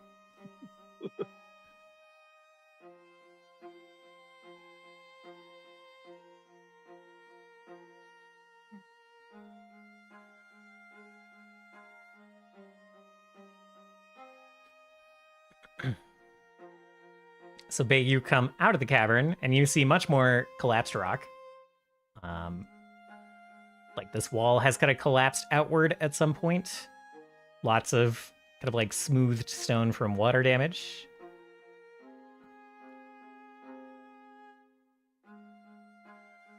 And there's there's water kind of trailing from this way, going down here, and you hear the sound of like a waterfall over that ridge.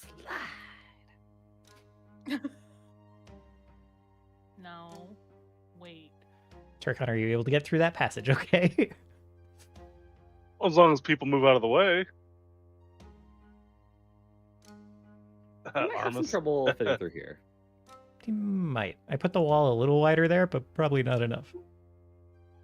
Okay, I'll just. Oh, That's fine. just enough. Cool. You all see what Bait saw with the kind of collapsed side of man. this. What was once kind of apparently a stair shaft straight down into the mountain. A bunch of it has collapsed outward. You see the rest of the stairs that you saw kind of tumbling this way.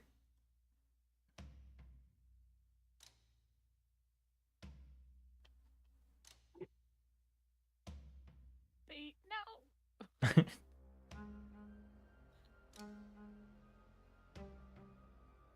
The only thing that people can see is Bait's spear. Literally. He's already over the waterfall. That's those eyes are Bait's eyes sticking up In out of the the water water. right now. Yeah. You said this is rushing water, yeah? Kind of trickling. It's not like super deep. It's not super rushing necessarily. Bait, you are in the water, so you will know that this water is much warmer than the lake you just jumped into a minute ago. This is not cold water. It's a good, I don't know, He's floating. good 70, 80 degrees at the point where you are, probably. Somebody's peeing upstream. Okay. Well, if this is Can I- traversable, Steris will peek around the corner.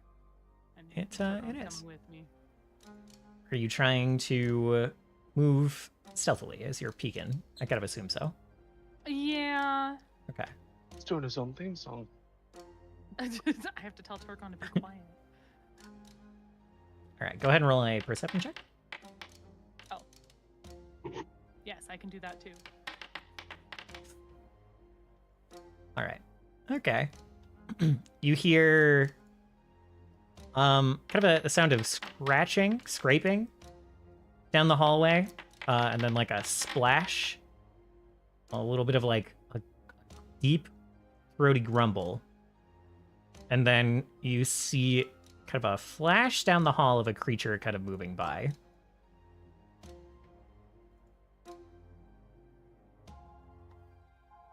Kind of a, I don't know if you saw that. I did not. I was not. I was in immersion mode. I see. We'll put them in your line of sight for a sec.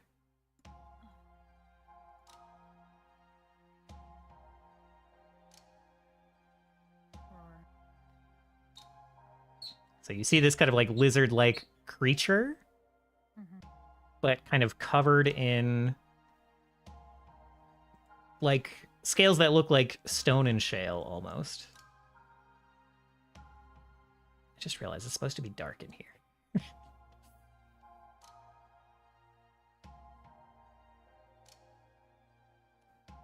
We'll do that now. That's fine. You said now it's dark.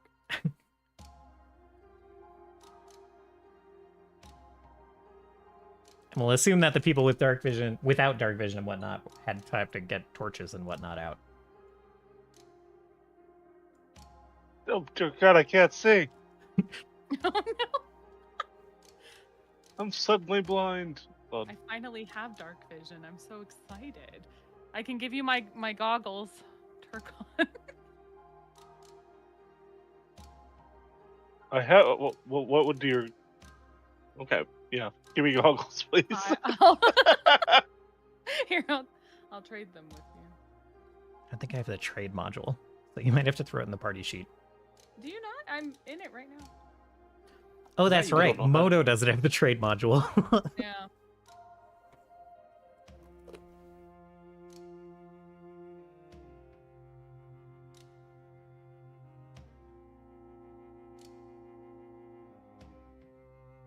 I've graduated. I don't need them anymore. They're yours now, my friend.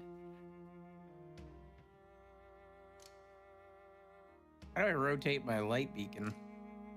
Yeah, why do you have a light cone? What's going on? Give me a minute. Mechanical torch is lit. I don't know why it's a cone. Like I got it. You might be I'm able good. to I'm change good. it. I'm good. Oh, you figured it out! Yeah, I believe you could change it in the toggle. There's like in your encounter stuff, Voraktee. Encounter stuff. Yes. So like you go to your actions and then you might be able to change it there, but I don't know. so funny. The light. It is something on the item. There you go. I much prefer rotating the cone, but for the sake of was- simplicity, I'll use this. It was much funnier when you just spun around. Yeah. Besides, if there's little critters running around here, it'd be funnier to be like, where are they? Focus the light on them. Mhm. I don't know if I want to fight this critter, but I am quite curious about what's over there. So,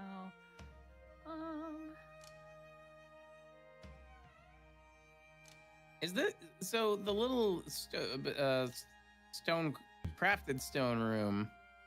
Yeah.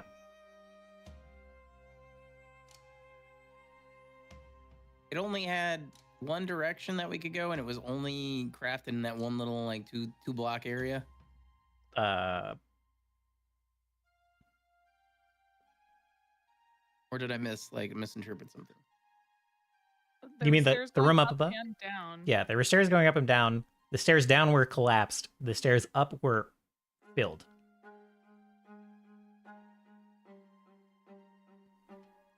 Filled? Filled. Yes. What does that mean exactly? I missed that part. Seemingly natural stone filled the space that once was a stairwell upward. I see. Somebody blocked it off.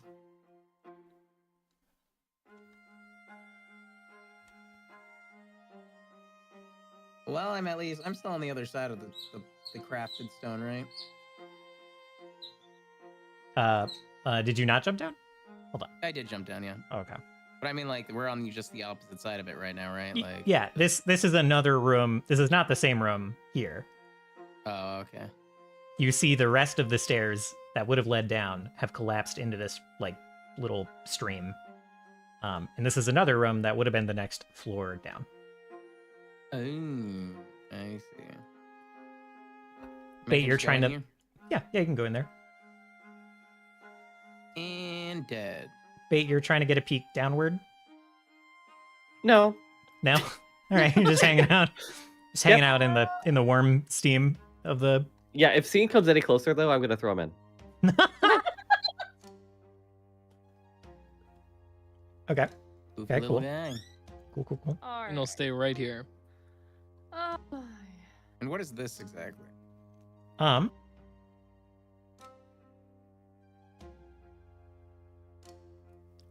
There you have stairs up to what looks like kind of a balcony. There's railing. Let me make sure no one's selected. There's railing like here. And then these stairs kind of go up to this platform, and the platform has railing here and here, and no railing kind of on that third edge.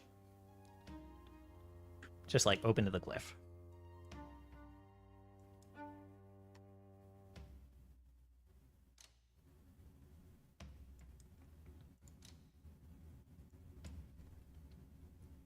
So Armis kind of walks up to the edge of the cliff, and it's definitely a cliff. This like well-worked stone meets natural stone wall kind of over here. And Armis is just hanging over what looks like a river down below. I'm gonna pull Armis over the ledge just a little bit so you can kind of like see what's down there. There is a large lizard that looks like it has scales made of like stone and shale. And he has some kind of smaller creature in its mouth and is like dragging that away as another kind of crab-like creature is like walking up and like snapping claws at it. Oh my god, I found a nature documentary. You did. You did. Play back over. So Turris, in the meantime, has been like looking at the stonework, and he kind of pushes his hand against it a little bit just to see if he feels anything again.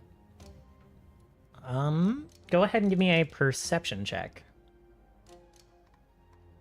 Maybe, yeah, perception check I think makes the most sense here.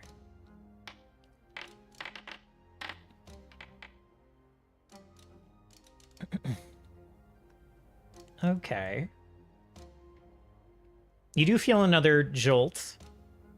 Closer now.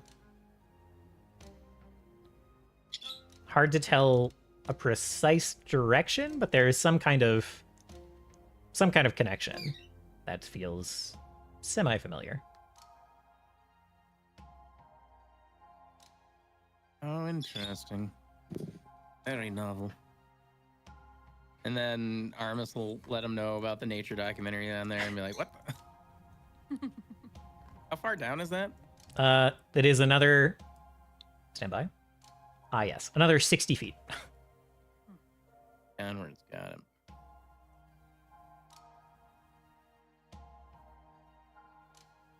Does the platform that Armis is on look like it has any activation mechanisms or controls or anything?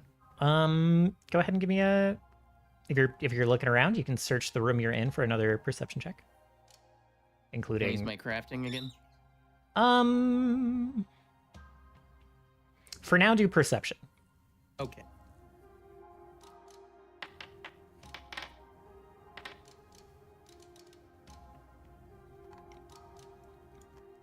Okay. It definitely seems,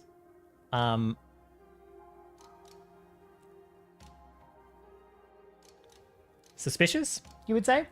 And there's, like, some stonework here that kind of seems a little out of place, but you don't totally spot anything, with that perception check. You think there's something here, but you just haven't quite put your finger on it. Well, if nobody's going to bother him, he's going to spend the next 5 or 10 minutes looking around. Okay.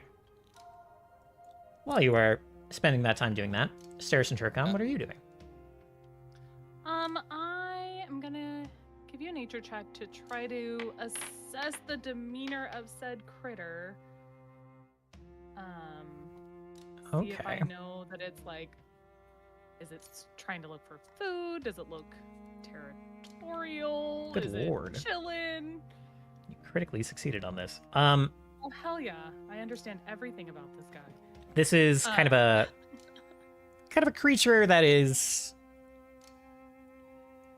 It is an animal, but it is also like part earth elemental. Very strongly aligned with earth. It is called a Zetogeki. Its scales are like made of basalt. They are definitely territorial. From the kind of growling sounds over there, the kind of like back and forth, you can determine that there are two in that direction. They're adept at like burrowing through stone, for sure. If they feel threatened, they will definitely attack, and it doesn't take a whole lot to make them feel threatened. But they are not necessarily... Like, they don't eat people. They are dangerous. They definitely kill people, but they don't eat people. So it's not like they'll hunt you. Great. Okay. They're very protective of mineral-rich watering holes.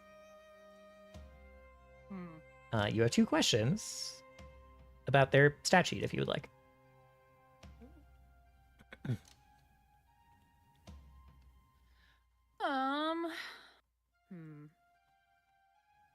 My favorite question is weakest save.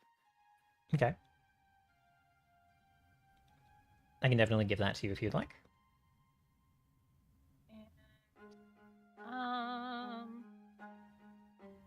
I fear I might already guess their special ability with what you said about burrowing, but special abilities? So their weakest save is will. They don't have they are good at burrowing. They have a burrow speed, but they don't have any particularly strong or special abilities related to burrowing.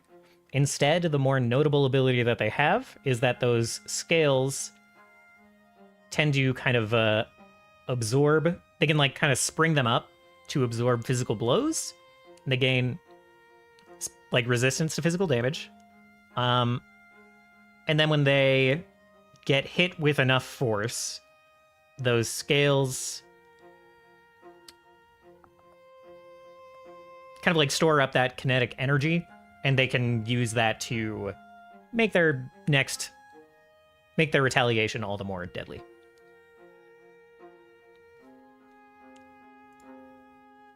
In other words, it does this.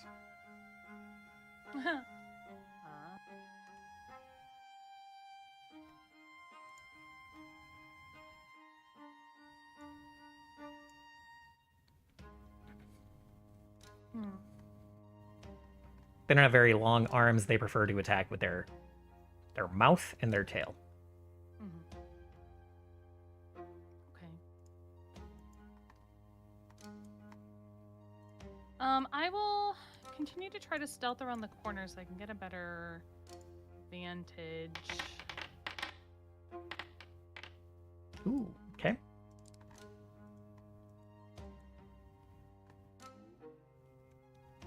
This one, you did only get a quick glance at it, so it kind of keeps walking off to the west there.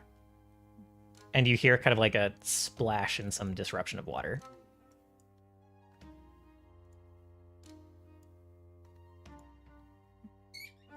She'll kind of whisper to Turkon that seems like this is our most viable path forward unless we throw ourselves over a waterfall. Should we turn back and get the others? It'd probably be better not to go alone.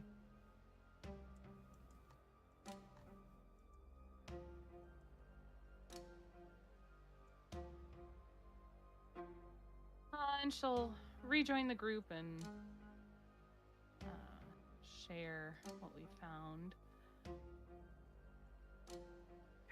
Bait, go ahead and Yeah, give me a this is perception check while you're what we do. lounging on the edge of the waterfall.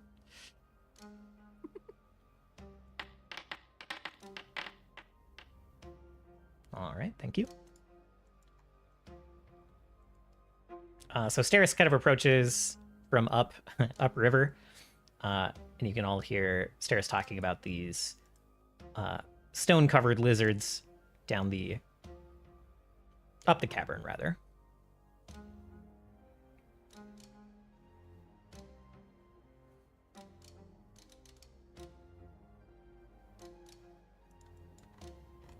Steris, you see that Turris is kind of like looking over this room, has like climbed into this room and is kind of looking around, so is Armis. I don't know if you immediately see where Bait is. I don't even need to know where Beta is. I can guess he's in the most inconvenient spot. But I will join Turris in here. Like, this looks promising. Hmm? Oh, yes. It's quite fascinating, really. Turris, give me another perception check.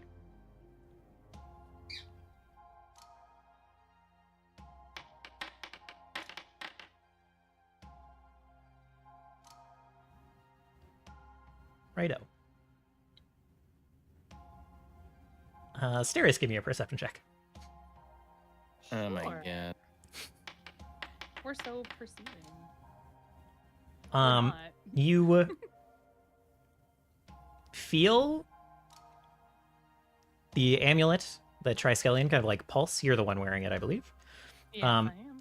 And that third eye kind of like blinks. There's like a flash from that from the third eye, the eye of eternity. But it goes away very quickly, and you don't feel any kind of lingering magical effect. You see kind of a square cutout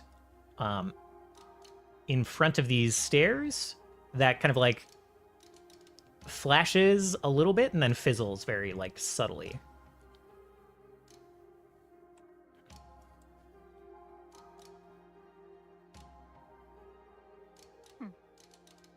The amulet seemed like it was trying to connect to something here, What? but it didn't hold. Where?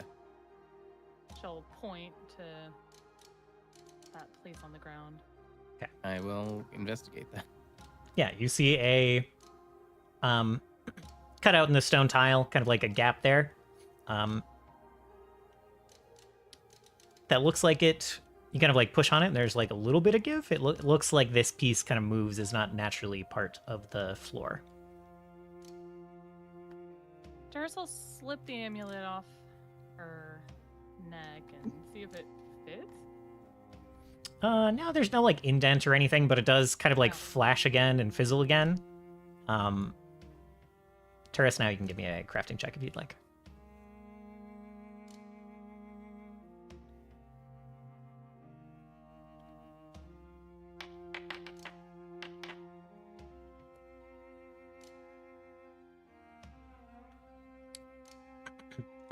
Turris, this reminds you of, like, there are things in your tower that are supposed to be able to move, supposed to be able to jump to you when you command, that kind of thing. Mhm. Ascension of a book, etc. Moving your hallways around to keep your companions from where they want to go.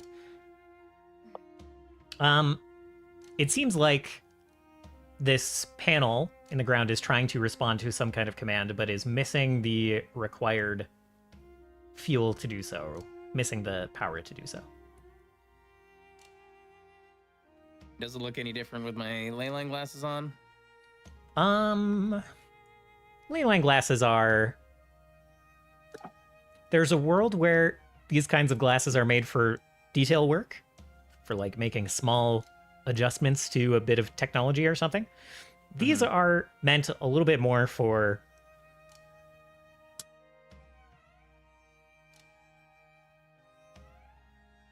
finding well springs of leyline energy is kind of what it's for. So like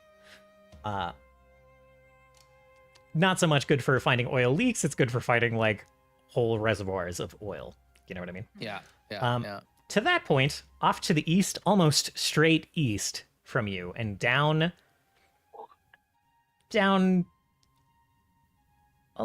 know, 100 feet or so, east and down, you see a just blazing column of like leyline energy. Probably only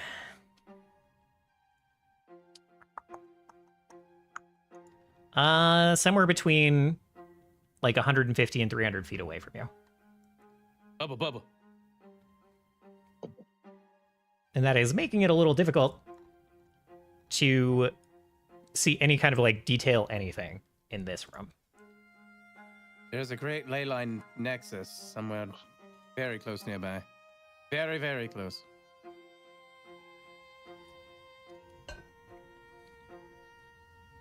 Well, if only we can get this thing to work. Seems we could get down there easier. I did find an alternate path. But there are some creatures we'd have to contend with. Well, I'm sure we can dispatch them, but I'm very curious about this mechanism. And Terse will kind of lightly, like, kind of feel it and kind of push on it a bit. Okay. Excuse me. Sorry, I didn't know I was. Oh, you're good. This time, since you kind of know what you're looking at and you know what you're looking for, go ahead and make an Arcana check this time.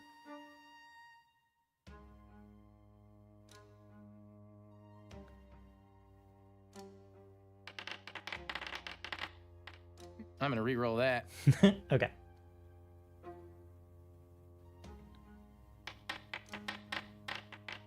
Yeah, much better.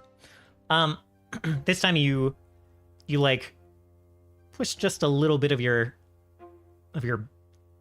energy, your own kind of like connection to ley line energy into this panel.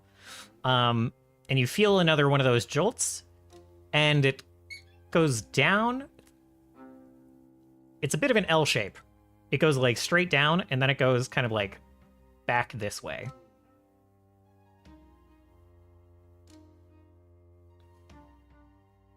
The whole platform? Not the whole, no, this jolt that you feel. You kind of like feel a trace of it, like a little bit of a static jump. You're able to kind of like, your consciousness does not fully live inside of your body. Yeah. So you can kind of like follow these jolts of ley line energy away from you a little bit. Enough to get a general direction. So whatever is powering this is not actually directly connected to that huge burning ley line off to the east. There's another power source south of us, I think. I think we should investigate it if we can get to it. Seems we'll be taking the path I found after all. Wait, as they are kind of like chattering around the corner from you, you start to hear kind of like, you heard some of the disagreement going on between the creatures down below. Probably didn't concern you that much. You start to hear crunching of like claw into stone, and it's kind of like, it's like down and north of you, and kind of crunching its way up toward this waterfall. You hear the sound of some kind of creature climbing.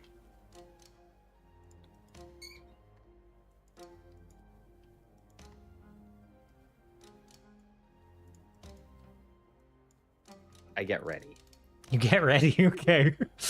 All right, let me get this guy appropriately placed here. Probably Basically knock him down the waterfall. Maybe the first thing you... Territorial lizard here. Sorry. The first thing you see is this wriggling, like, amorphous frog-like creature kind of like push over the top of the waterfall in the mouth of a real big lizard. Oh, Climbing on up. Oh, did they see the lizard that I saw? They do now. Yeah, I didn't really tell anybody about how big that guy was, but he's pretty big. And we'll take a break here before this, as this guy kind of like peeks its head over the corner with whatever bait's got readied. There's always a bigger lizard. Catch you guys in like 5 minutes. All right. Sounds good. 7:35 or your regional equivalent.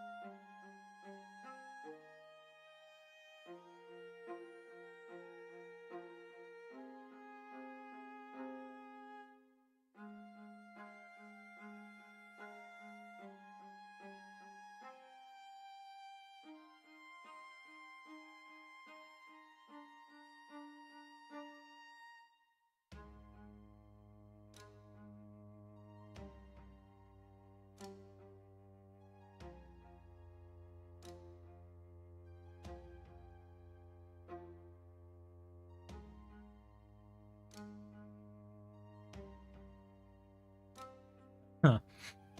I've always had trouble condensing what's going on in this campaign into a brief summary. They are finding a mythic floating castle, a flying castle that was brought here by gods that are currently sealed away, whose enemies have chased those gods here and are now trying to take over the world, but mostly so their leader can eat those gods. So that's the brief synopsis of what's going on, story-wise. So they're trying to retrieve this keep, this mythical keep, to help fight back against the void that is coming and invading. To act as kind of like a floating base for them, a moving base that has some weapons that work against these void creatures. We have an eclectic mix of heroes here. So to answer the question of how he doesn't live in his body, he is a dungeon ancestry from the Battle Zubistri book. Welcome back. One of the like monstrous ancestry books that they do. So we have a dungeon, we have a steno, aka like a Medusa-like creature. We have an evil eye, aka a beholder, and we have a minotaur. And at the present, we have a kobold. That player usually plays a sphinx. They're currently playing a kobold in the interim here. So they're currently delving into some old stuff. So this is a particularly difficult session to follow along with, I would say. But yeah, they're trying to hack their way into this ancient castle, ancient space castle. I am also back. Someone, friend in chat was asking, "What's going on in the session?" And I was like, "Oh boy." What is going on indeed? It's like this session in particular is a hard one for me to catch you up on. If we stick with the basics, we're being attacked by giant lizard in a cave system. Right, yeah. That's what's happening, yeah.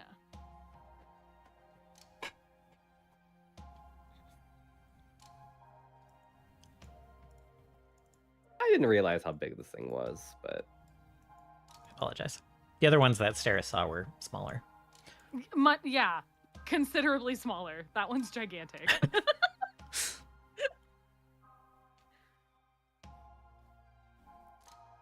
Yeah, the concept of this campaign is monsters against the void.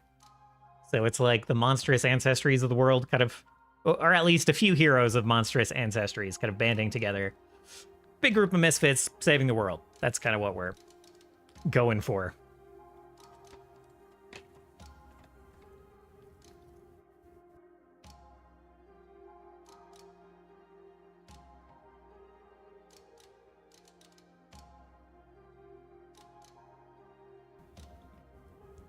That's a valid way to describe it, yeah.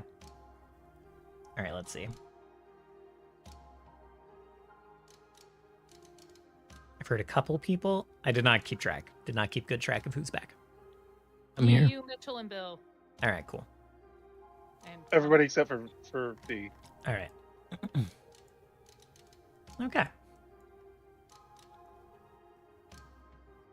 I never sent Oh, no it to worries for you, slow messages. But I need to send you a petition for you should have screen time because I really want to know what the hell's happening with Temel. Yeah, I have two things that I was gonna do today, but Mitchell messaged me and was like, "I'm sick, and I don't want to do that. I don't want to do that Totally this fair. week." I was like, "All right."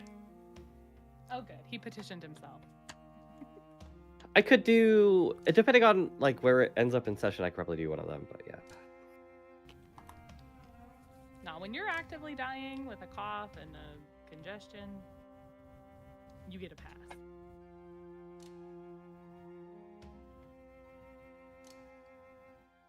Oh, did you get the flu? I don't know what I have. Hmm.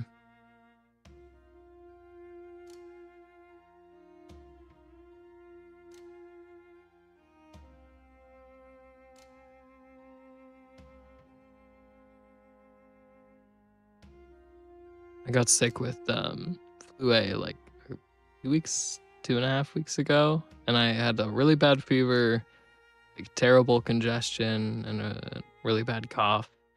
It took me out for like 4 days straight. Just couldn't do anything really. Gosh. Yeah, I don't have anything like quite like that. That's good. Yeah, I'm thinking I just breathed in a lot of dust when I was helping my grandma, and I'm just dealing with some stuff. Gotcha. Mm. Because otherwise, I don't really know where I would have gotten sick from. So I'm back. Welcome back. Let's see.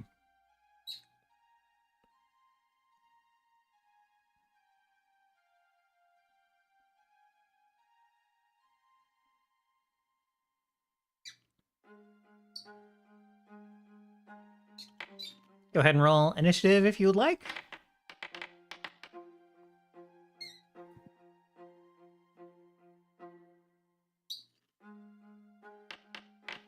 You guys already know what that creature is, or at least Steris does, so we'll go ahead and reveal the name.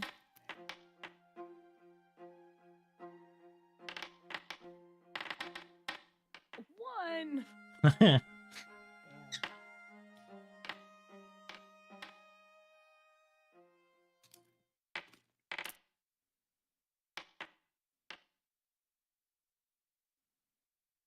Double one.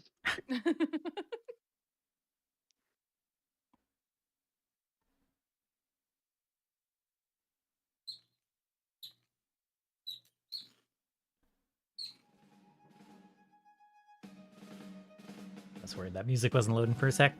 All right.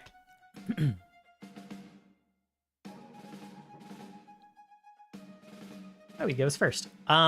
You have a ready to action though, Bait. yeah, but I didn't realize he would be 3 sizes larger than me. Well, hopefully, okay. So I guess I want to try and shove this creature that's in its mouth. Okay. Hopefully, this will distract it. Oh. Let's see.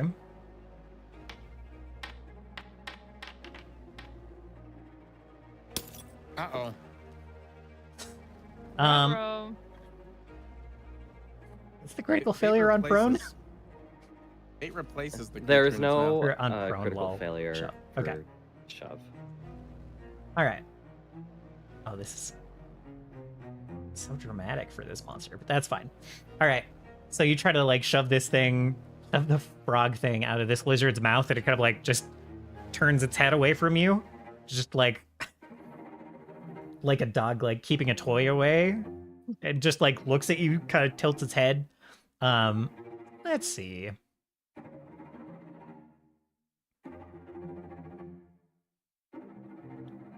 It didn't expect a strange stick-wielding dude, little guy, to be at the top of the waterfall. There's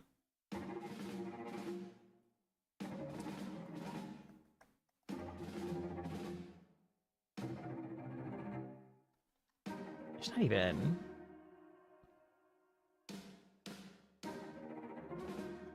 Okay. It's going to try to hit you with its tail, first of all.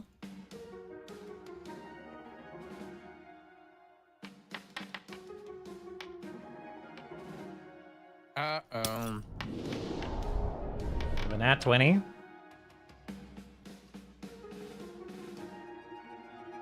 Thank God you rolled like shit. For real. And then it's going to try to shove you back with that tail, that same hit. Oh my god, dude. No shoving is happening today. I don't care. It's gonna try again. This will be at a -10. Oh, wait. Okay, so I'm prone.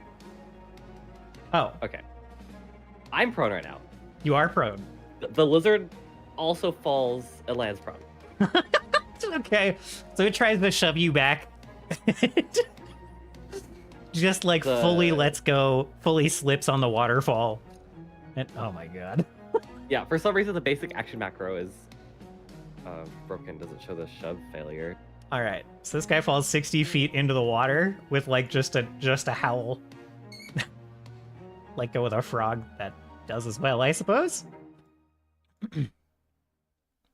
Oh!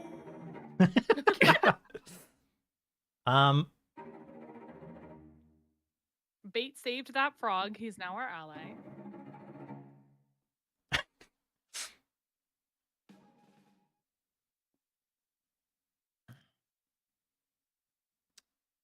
So on its own turn, it has fallen back down to the bottom. Oh, yeah.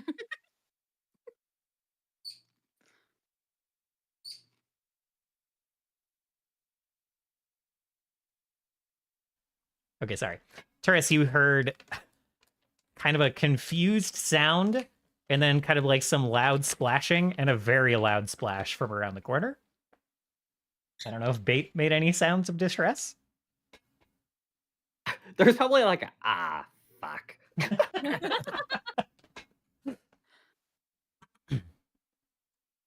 But then, oh, fuck, as it falls. And then boosh, down below. Yeah, exactly. Armis and Turris are both gonna use tandem movement. Turris is gonna look over here. Okay. You see, I'm going to drag you over the edge. You see the lizard kind of like impacted on the beach here and is kind of like slowly turning and crawling out of the water. It is currently prone.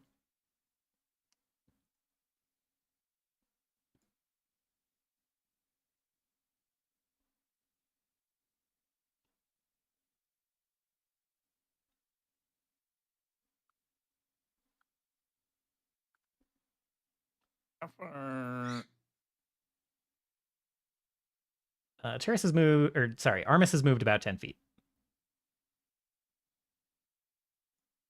Mm. 20.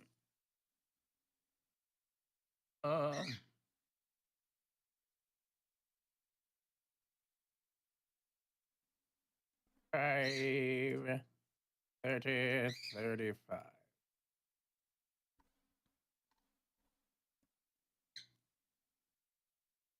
Does Armis see anything from there too, or just sees Bait like teetering over the edge? You probably see a frog thing over here.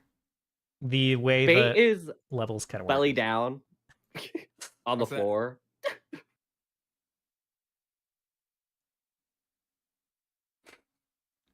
Looking over the edge or just belly down?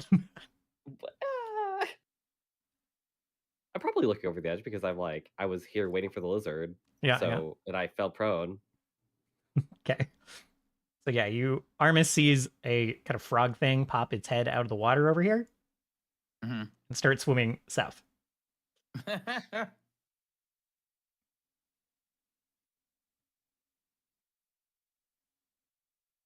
I need 3 actions to like prepare a spell, right? Yes, correct. To ready a 2-action spell, you would need 3 actions. Okay. I will simply tell my friends that it fell and the little frog has gotten away. And then Armis kicks bait off the edge. No, I'm just kidding. Ends my turn. Sorry. Actually, if he's belly up, Armis would help him up. If that's an action. You could reposition him to standing for an action, sure. If bait is willing. Yeah. What the? All right. So Armis picks bait up. And that's my turn. All right. Like I said, Bait this. and Armis are plotting and scheming for Bait to be fastball and special. So the frog thing surfaces in the water down below and starts swimming south. That's his turn. Turkon and Scene.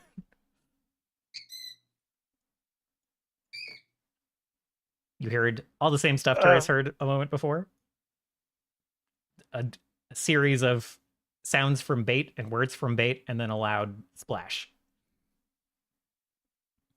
Wait, so in here, is that down this is sheer cliff right there, or? Yes, correct. 60 feet.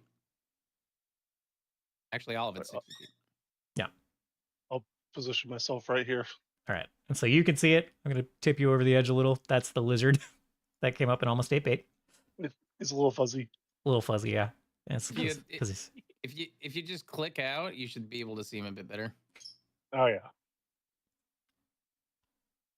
But that'll be my turn. All right. Scene, go ahead. I guess I will. Everyone just gawking. One sec, let me.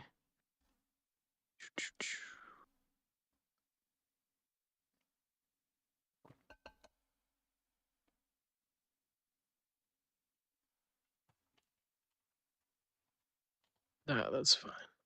Okay, I'll just do this. Gonna tip you over the edge just so you can see him. Is it supposed to be blurry? Yeah, it's because he's a level down from you guys. It's because he's 60 feet down from you guys. Okay. And as Chris just said, just click off of your character. Oh, okay. Yeah, that. Jeez, Yes. that thing's huge. It is literally. Yeah. Correct.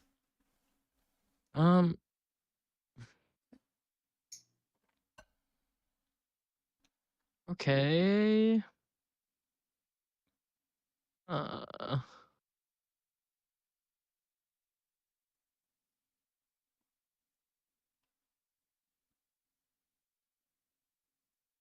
far is it from me? 60 feet down. He's 55 feet from Okay. you because he's so big. I should say, and maybe should have just taken you guys out of initiative order. You guys can still do whatever you like. The lizard sees the frog thing like pop out of the water, and immediately its head is turned there and ignoring Bait and whatever's going on the cliff above. He is focused on his dinner, which is presently getting away. Curse will look to Turkon and Scene, and Armis will look to Bait, and they'll both shrug at the others.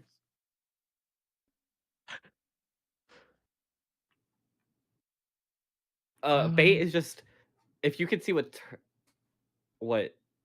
Armis is seeing, you just see Bait doing like a football throw.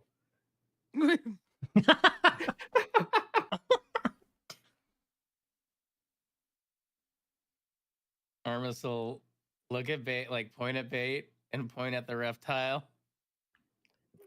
Thumbs up.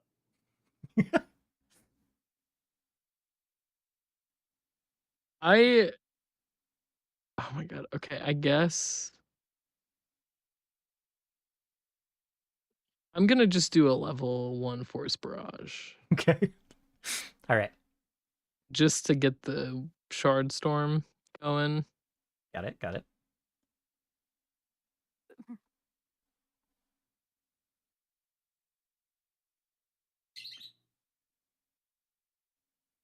That's it. That's my turn. Okay. Oh God. And bait. Where'd my music go? I guess I'm just waiting till I Sorry, get I- thrown. I paused it because I could? anticipated the fight being hilariously over on round turn 1. It should be hilariously over on round turn 1. Well, sure. Do we get the XP if it's over on round turn 1 hilariously because it slipped and fell, and now it's running away in shame? And Yeah. hunger. It's mission to get the XP anyway. You have permission to get the XP anyway. Great.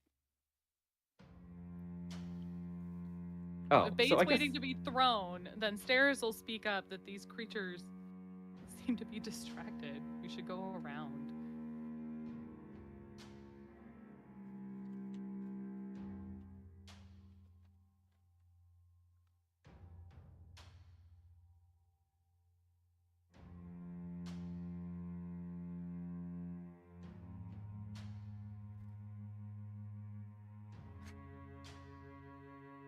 Is that what you do on your turn?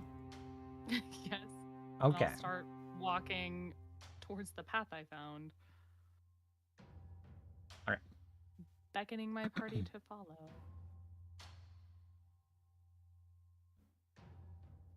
And finally, the huge Zetogeki kind of like launches into the water and then kind of crawls out again and re-grabs this frog. There's just no way that it would not succeed. And snaps it up and walks back onto the shore over here.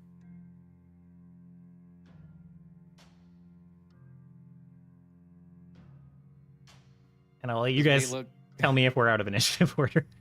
does Bait look like he still wants to be thrown, or is he unbothered now? Bait doesn't see the lizard, so he's kind of like. He looks. There's a look of dismay.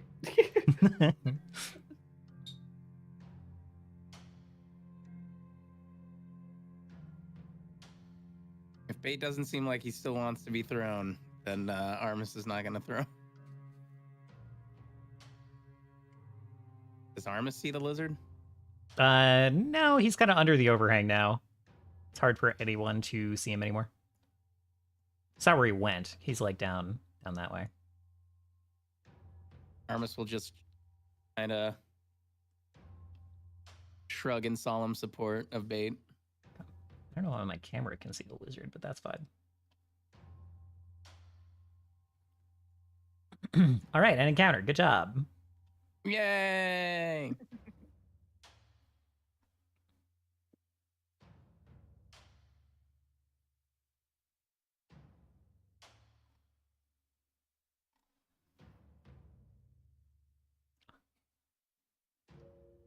Turkon, can you grab Bait?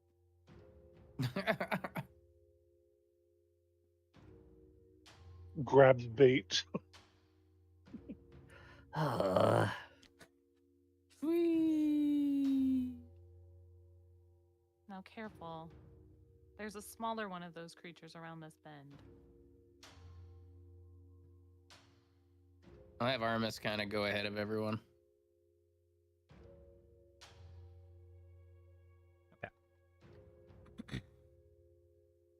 And I'll like perpetually cast what is it? Protect Companion. Okay. So, are you guys waltzing in? My intent was to try to Tango, but yeah. Try to distract it? Yeah, I wanted to, if it's hungry, I wanted to see if it would be interested in food. Okay. So you come around the corner, and this one does kind of like, there's a splash as this one kind of like perks up and looks at you, assuming you're not trying to be stealthy as you come in. And it does let out a low growl. We'll let Jozu fill in the background. And Thanks, Jozu. kind of like puts a claw on the edge of this little hot spring that it stepped into and starts to like kind of pull itself forward. Perfect. I will throw Oh, it's some- adorable. I'm ready to charge. I'll throw some rations at it. I'll attempt to throw them like right in front of it so we can pass over Okay. this way, hopefully. Yeah, it kind of like keeps growling, and then you like throw the food, kind of like growls again, and kind of like peeks over the edge. Go ahead and give me a. We're trying to make an impression on this animal. You can go ahead and roll that with nature. Just try to get in its. And it's good graces. Yeah. It's good lizard graces. 27. What's the hope? All right. Found before that its will is not its strongest stat, so it kind of like kind of sniffs at the food, kind of like looks at you, looks at the food, growls at you, but then like snaps up the food and kind of like backs into the spring, kind of like curls up again, and, like starts chomping on the rations that you have thrown. I'll tell my party to proceed cautiously and stay on this side of the water. Yeah, you start to hear some splashes from around the corner as another one kind of like sees what's going on, gets interested, and then sees you coming around the corner and freezes and like stares at you.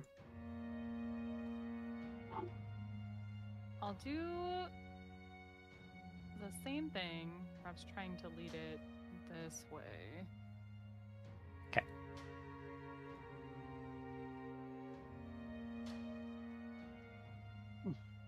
Oh my god. You have treat?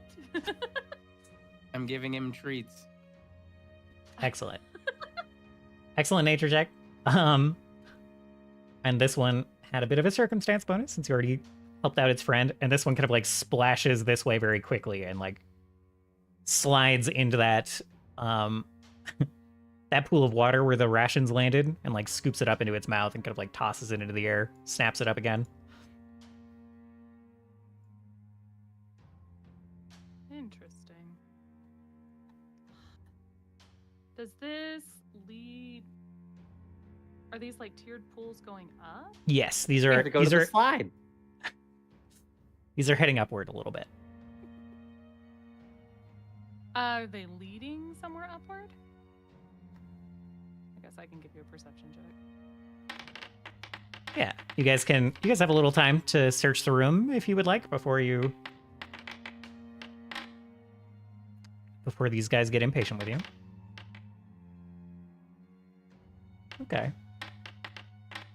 So the first thing you guys notice, some of these pools, like this one that bait starts to step into, the ones with these springs in them, the one with these kind of like, some of them are steaming more than others and are hot to the touch.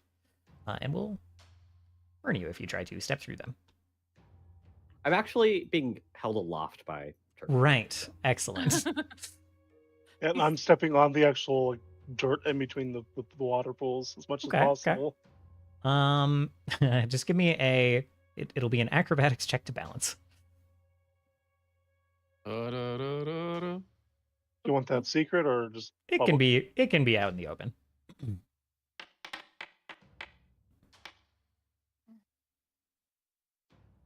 Okay, you are totally fine. I didn't know you were such an acrobat. I'm very flexible. Apparently. Yeah, no problem. You can move around, no problem. Where did the jolt of energy And- kind of travel towards? Turkan is the first one. Don't drop me! You find kind of a crevice back here that's like looks pretty tight. It kind of like doubles back a little bit, and then you see a spot where they have burrowed out another drop. A bit of a tunnel that goes down to looks like another pool of water down below. This is all like covered in moss. You can see this is actually one of those pools with one of those springs. It seems like this cave was started out by this spring just like carving away at this rock over time. And then these lizards widened it. I'm gonna pick up Armus and drop him into the center. Whoop. Okay. Let's see.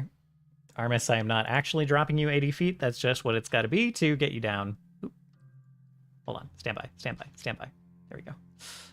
I wriggle free. Oh, yeah. There's a... I forgot. If you step there, there's a... You'll get a prompt. There Oh. is a prompt. Climb up painstakingly. I like that. I like that detail. Ooh, where did... What happened? It's just like when you unselect, you can see everyone's tokens in the levels. It's just Oh, like, yeah. how is he Steris here? Okay, I see. Yeah. If there is nothing, like, blocking a transparent part of a layer, you'll be able to see up.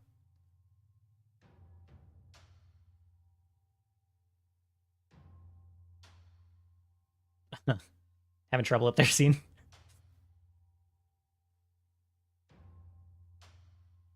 What do I do? If you get the prompt, you pick... Oh, there we go. Yeah. I just had to move to the right square. Yep. I apologize for being obsessed with my level dungeons. So you guys start sliding down that slide, and you strong. see another building. The natural stone is replaced by carved stone, very similar to the stone above, similarly aged as well, although you can see that water has carved through some of this and tracked mud in. And you see a couple of kind of red, dull crystals around the room, some of them cracked and dusty. There's kind of like a mirror-like crystalline surface dome in the back of the room, and a cracked mirror in the center of the wall on the opposite side, as well as a pedestal with a large red polished crystal on it.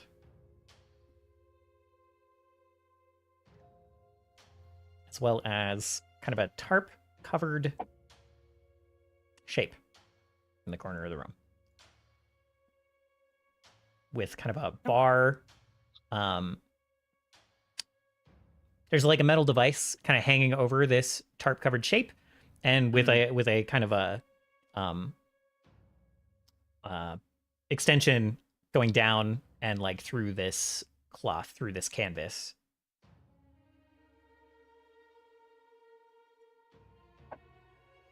Many Tourists, things to look at. yeah, Mhm. without any kind of check, this is all similar, if a bit different in design, to the core of, well, core of the tower. Mhm.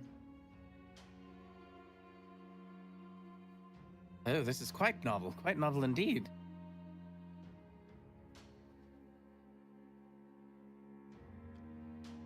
I'm gonna go check the mirrors first. Okay. Could you ping which one? I'll check the left one first, the westward one. Yeah. It's, like I said, it's kind of cracked. It just looks like a mirror. It kind of reflects your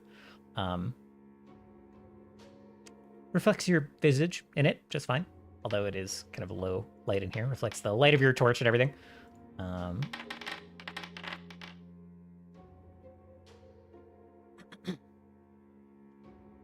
As you kind of approach this crystalline pedestal, it like lights up just a little bit. Go ahead. A control device, perhaps.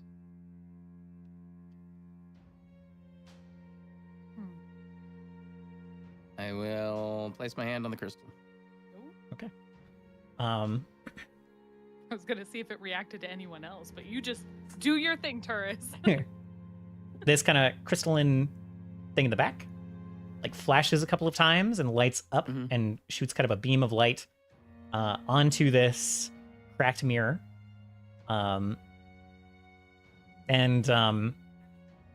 It says, you see words on it.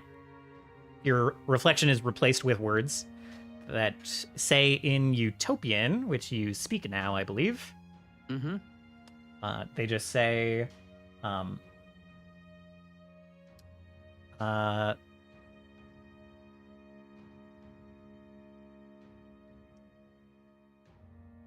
entity is not the archivist. Please state credentials.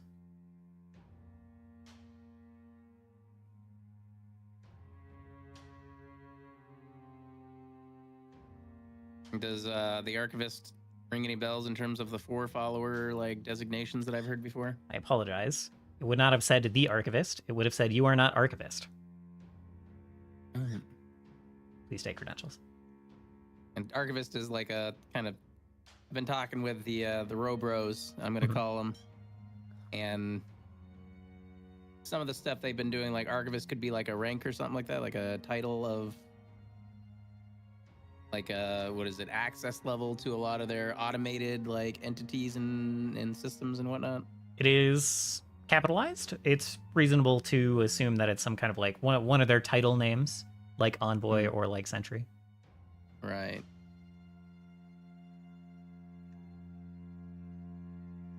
Have you heard the name / title archivist before? No, they have not mentioned it.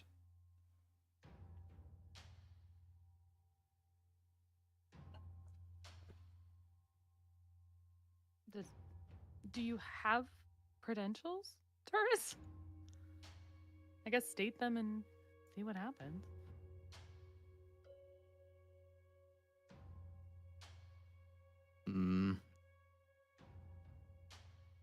Unless you think it'll backfire horribly. Maybe we can explore further first.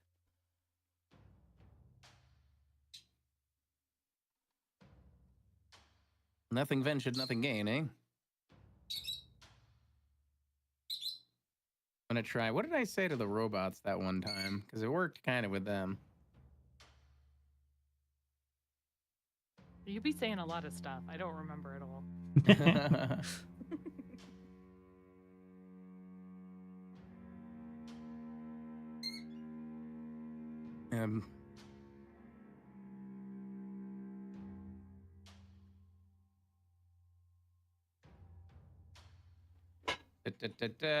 Looking at my notes real fast. Steris, are you poking around it? Is anyone else poking around at anything? I am poking around. I'm very curious about this body-shaped tarp. I bet it's...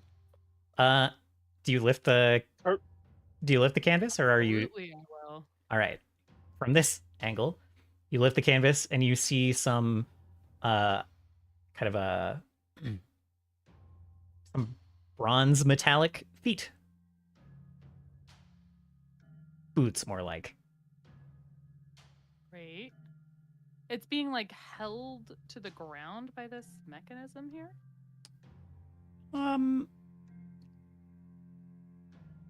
That is definitely an interpretation. Okay, great. I'll try to remove the tarp entirely. Okay. You start to pull the tarp, and very quickly reveal kind of a metallic body underneath. The tarp does have kind of a slot. You're able to pull it away entirely, and there is just a metallic body, a bronze metallic body there, with kind of a this metal thing is like pressed to its chest. Give me one moment.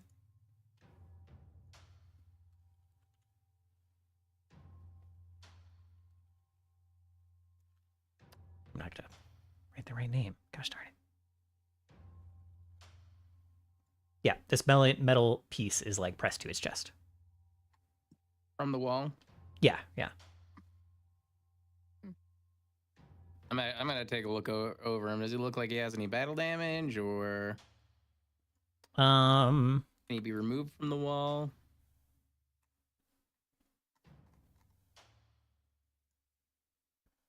It doesn't look like there's any battle damage. And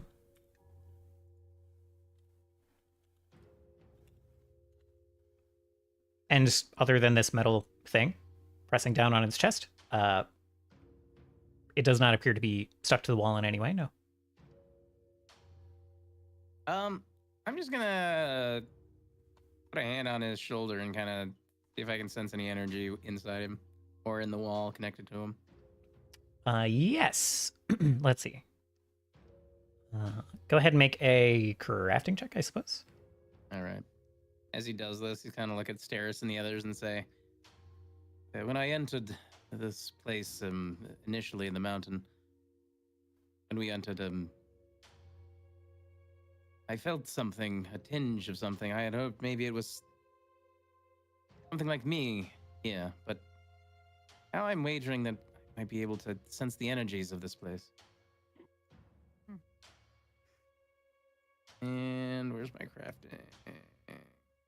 What do you want to bet this automaton is the archivist the mirror spoke of? Oh, I would take that bet.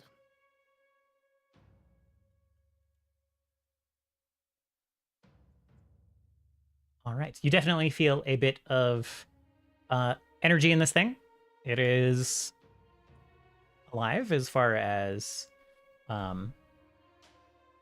such constructs go. Still has a spark in it. It's kind of just hibernating. Perhaps this is Archivist. Perhaps it could help us.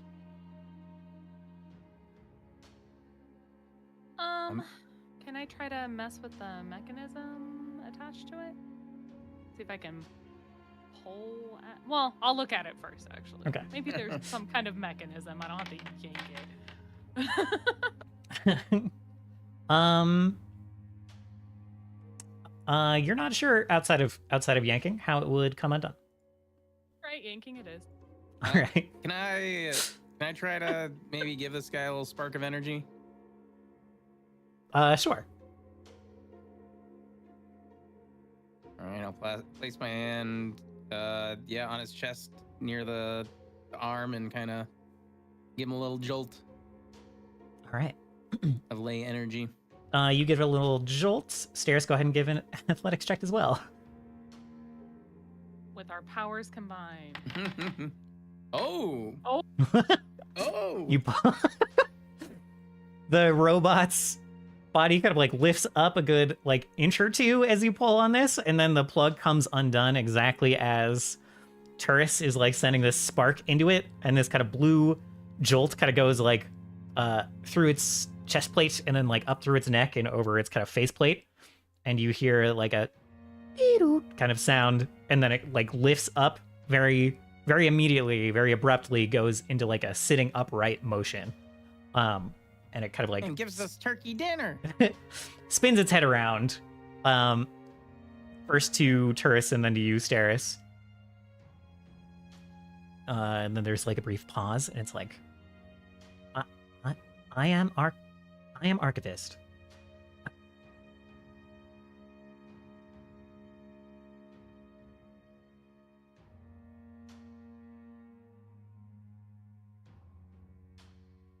Man, we should have actually put wagers on that, Turris. Is that all she says? Yeah, all she says it first. Kind of like looks around between the two of you and the other people in the room. Hello, Archivist. I'm Parasign Crad. Steris. Turkon, Amos, Scene, and Bait. A pleasure to meet all of you. Recording. Names have been recorded. I don't consent to being recorded. I will leave your part of the conversation out of any recordings of this meeting.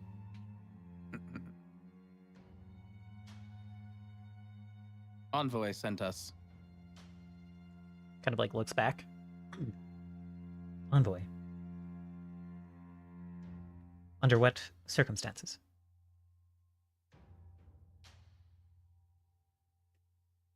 How does a robot best take end of the world? Under the circumstances of protecting our world from an Well, from the same enemy the 4 were looking to escape.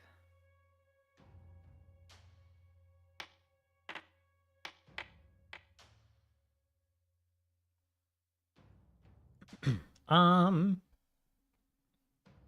ahead. Yeah. She Archivist kind of like nods after a moment.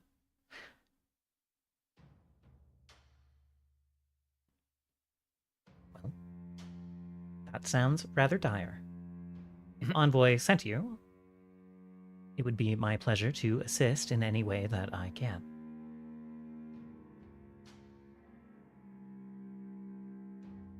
We need to reactivate the Arx Sustinium. I do not have the appropriate credentials to activate the Arx Sustinium. What do you have the credentials for? I have full control over this listening post. I can access all data logs relating to communications to and from this listening post. Why was this listening post established in the first place? In case of emergency, this world was to be a fallback plan, where the 4 and whatever bits of their empire could be salvaged could retreat and recover. This listening post served as a communications relay between the 4's facilities on this world and their facilities elsewhere. You mean where they came from? Of course. Terrace will stay or kind of be wide-eyed. That novel. So you are one of the first ones here, I would imagine. But why weren't you activated? Oh, I am on a bit of a rest cycle, I suppose you would call it. I do not need to be permanently manning this post until the 4 are no longer present on this world. There are currently no other worlds to communicate with the Veil being present over the world. So, I simply perform maintenance tasks every once in a while. She kind of like looks around. Oh dear.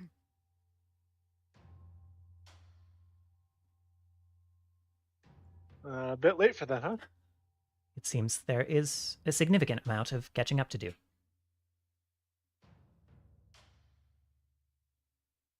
You know if the veil's actually still there or not? I can't remember. It's there, but there's a hole in it. Correct. Yeah. What was the last communication received at this post? Likely a status ping from one of the other, well, many of the other facilities on this world. Let me double check. And she stands up and she will slide by you guys, press a hand on this stone. And instead of, I would say, Turris, you, it's not quite telepathically, but we're going to say you telepathically hear Archivist say very quickly, recall communications data logs for the last 1,000 years. And then the mirror kind of blinks on, and a bunch of like text kind of like scrolls by and then like comes to a stop. And there are a few communications, one spread out by quite a while. You see one from 400 years ago. It just says like status green from a location called the Veilspire. There is status green from observation post 76, status green from observation post 14, that kind of thing.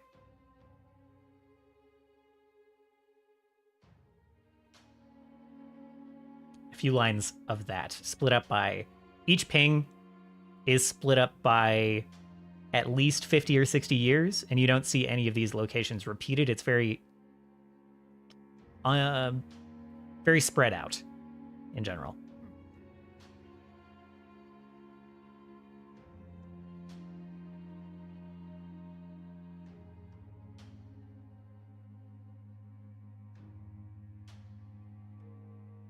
I guess Mhm. the last few lines are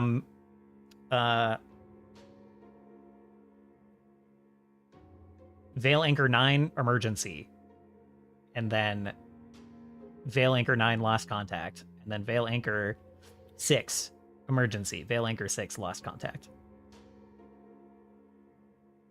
That was, I guess you don't know what the dating scheme on this. The dates aren't written like they are in modern day. Mhm.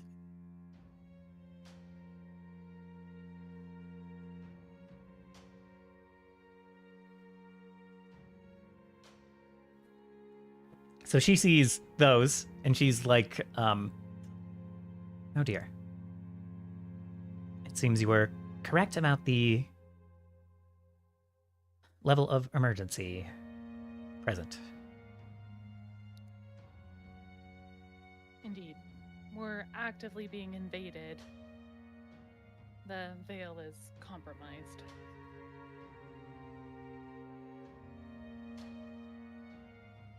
Bad news indeed. I will. Hence why we're seeking the Arx. Yes, of course. We believe we have the means to enter it. Perhaps you could help us navigate our way to the entrance? I do have knowledge of where the entrance is. And she kind of like steps this way and like looks north. Like, oh dear.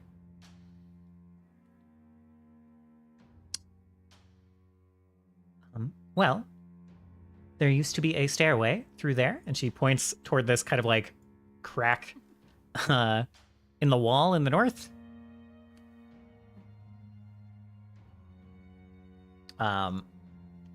Looks like there's just enough space to squeeze through there.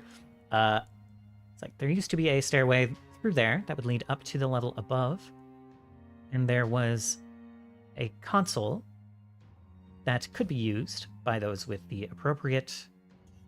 And then she like looks over at the triskelion around your neck credentials to extend a bridge across and reveal the entrance to the Arx. Are you part of the royal family of this country?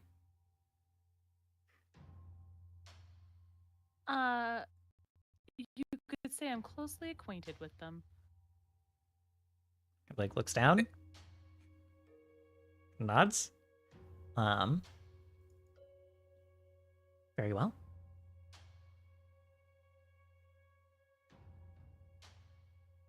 They are assisting us in our endeavor, and we believe we just came from that area, but it was not powered. I see.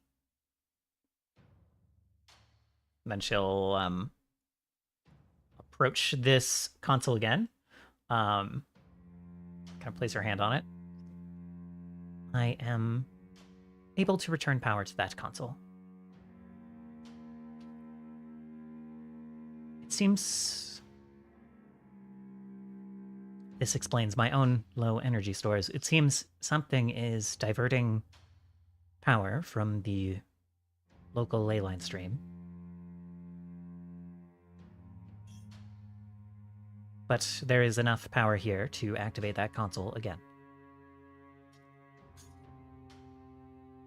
Do you have any recording instruments to see what that might be? We listen for communications. This listening post was not equipped with any tools to measure local energy phenomena. See. It's not a science post as such. Are there any of those in this realm? Yes, we have many observation posts around the world. Some more active than others. At this given time, that remains to be seen.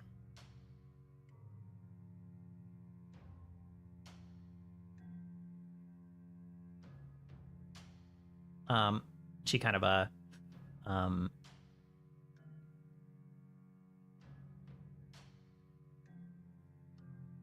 gives the console a couple of quick commands and says, the observation post in the central mountains of Rudel is currently observing concerning activities surrounding moon worship. Not related to void cults. That is usually what they concern themselves with most.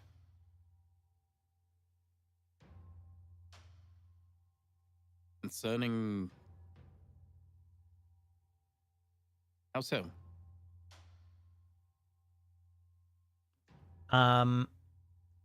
She was just saying that the observation post was looking into matters concerning a moon worship cult. Not that anything was particularly concerning. Nothing's... She doesn't seem to have an opinion anyway. Well, we know that there is a cult that could be tied to... Did she call him the Void? Is that the first time we actually heard the Void, or have we heard that before? I don't know if you've heard the term like Void worshippers before. Well, that's what she said, right? Yeah.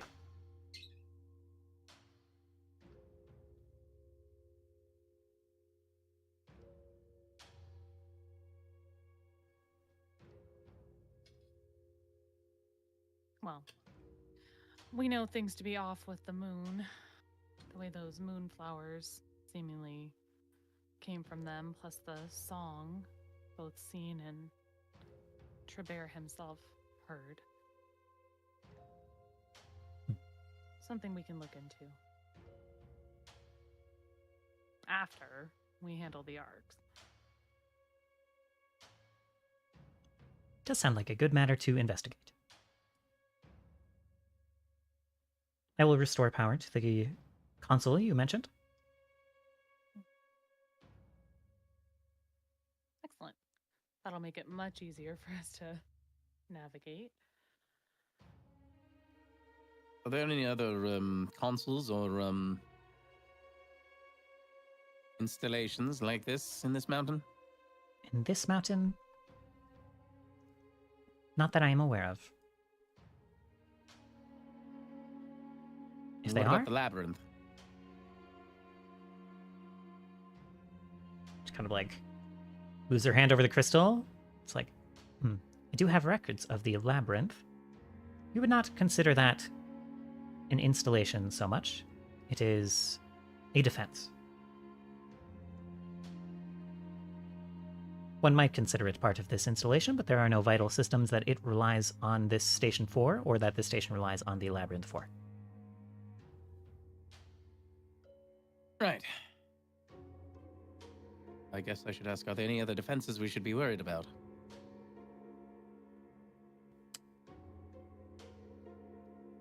You have the Triskelion. You have the music box. If you are able to play it, I do not see why you would have any reason to worry.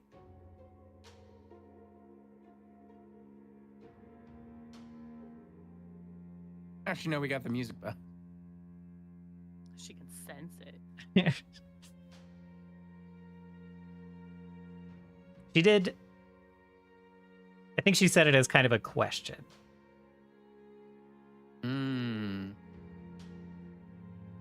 Like, she's assuming if you have the Triskelion, which you obviously have, then you must also have the other artifact in the Care of the Wolves.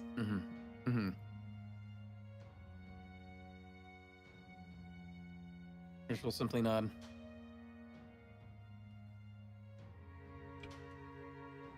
Are there any other details about these two artifacts that you can share with us? Things,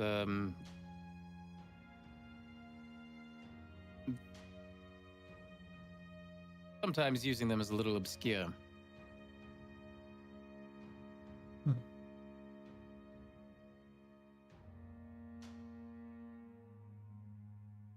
She kind of like thinks for a moment.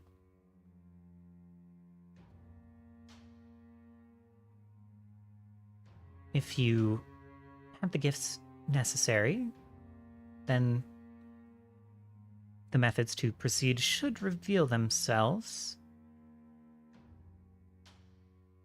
Do you have someone here of the lineage of the royal family of Rudel?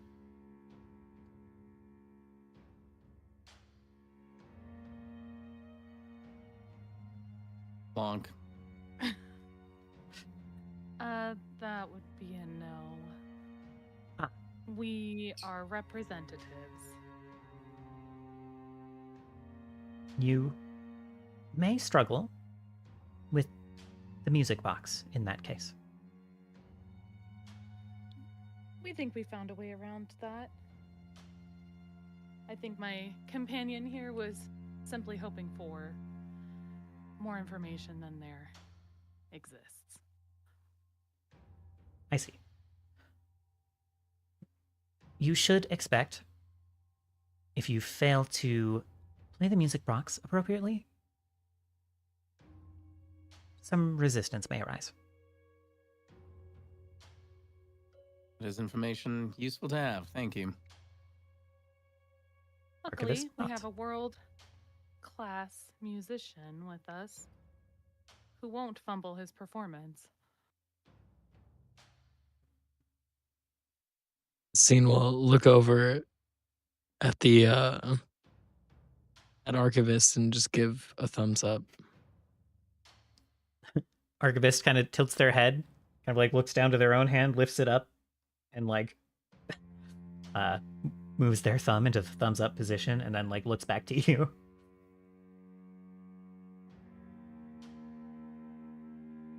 This seems a gesture of affirmative. Can you explain for my records? Pointing up to the big man upstairs. She looks up. Then back to you. Since there is some metaphor that I do not entirely follow. But I will keep this in mind when I need to send big messages to the big man upstairs.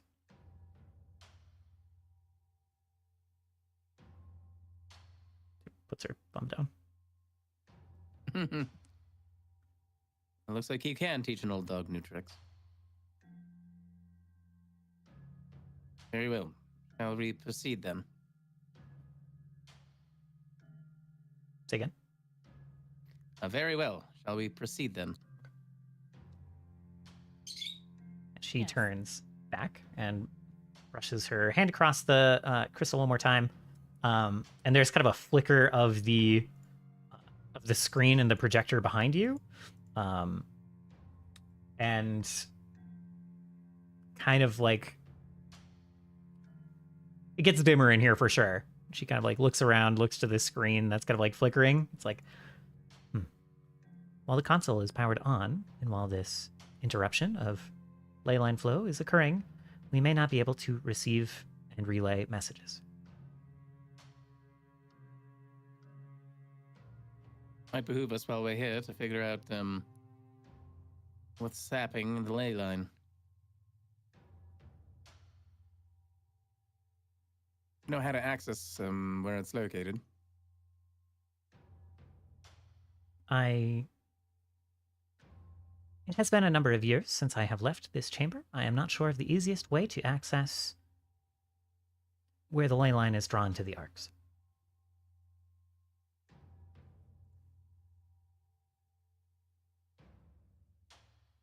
And how would you have done it?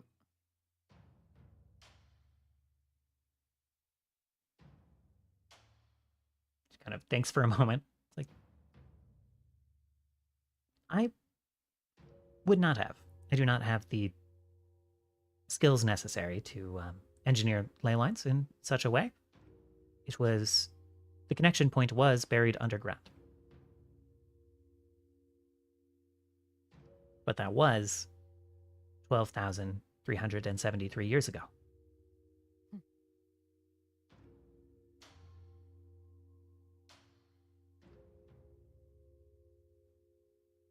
I don't think we have the time available to us to try to come up with the perfect solution, Turris. I think we'll have to Cross that bridge when we get to it. Why don't we focus on entering the Arx? It seems that's where the lane line would be, regardless.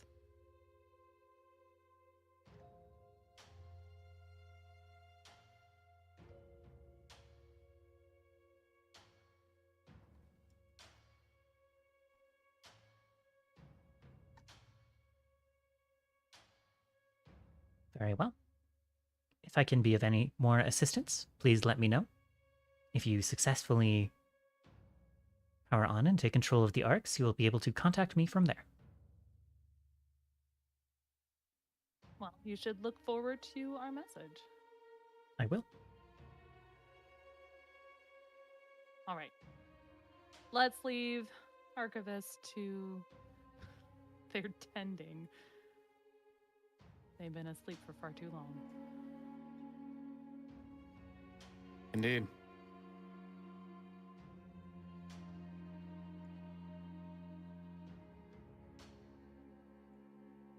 If you wish, there still should be a way through this.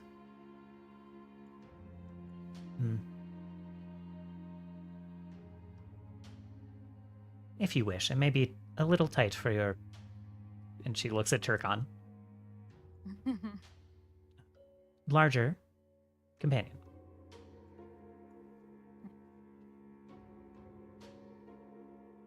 Yeah, I don't have shrink spell. I only have enlarge spell. I guess he can try to squeeze. Why don't we just enlarge the corridor, the passage? Just simply enlarge. Yeah. Work. Pretty sure the spell says creature. I'll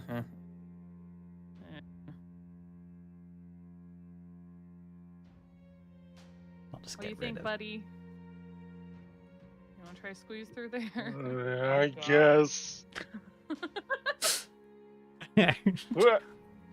All right, it takes some work and some widening of the pathway, but you managed to squeeze through. He makes it all the easier for the rest of us. That's where all the rubble came from. Was from me.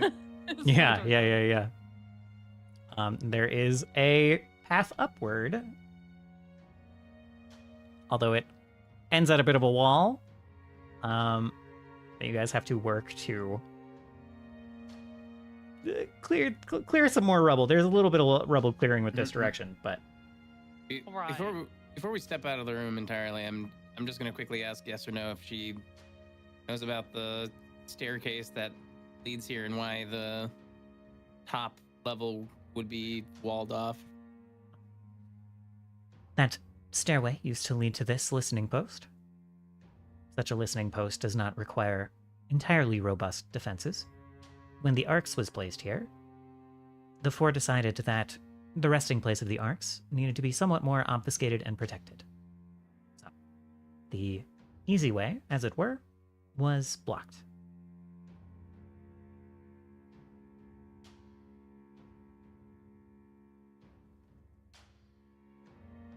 Very well, makes sense. Did we come from that level? Did we like drop down from there? Is like that's how we got around that, or did we? Yes. So this here, I'll Asteris can tell you where she's popping out here.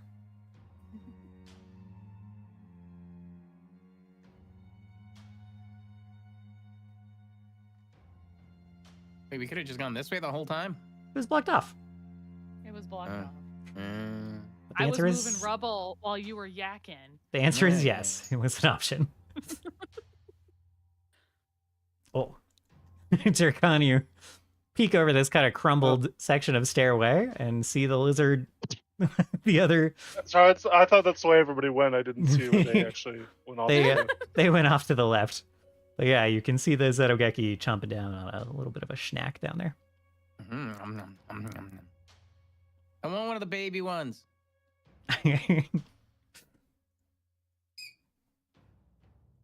Oh, I can't go back that way. You can if you go. You're like around here. I'll get rid of the extra walls.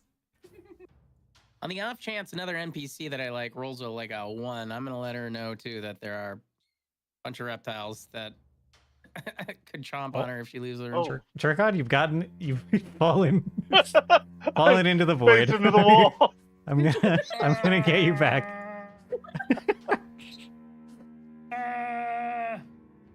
Where's the zone? There it is. Okay.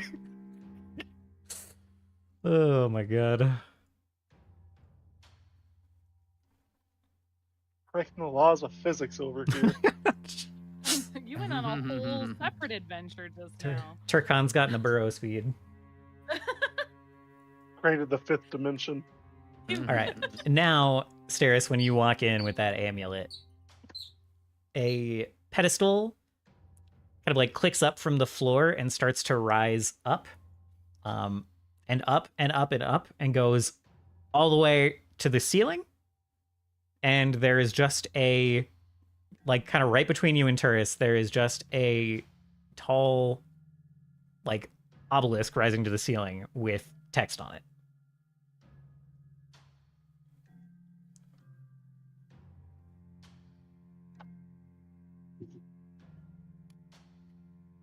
Paris and I, with our freshly learned Utopian, are trying to read it.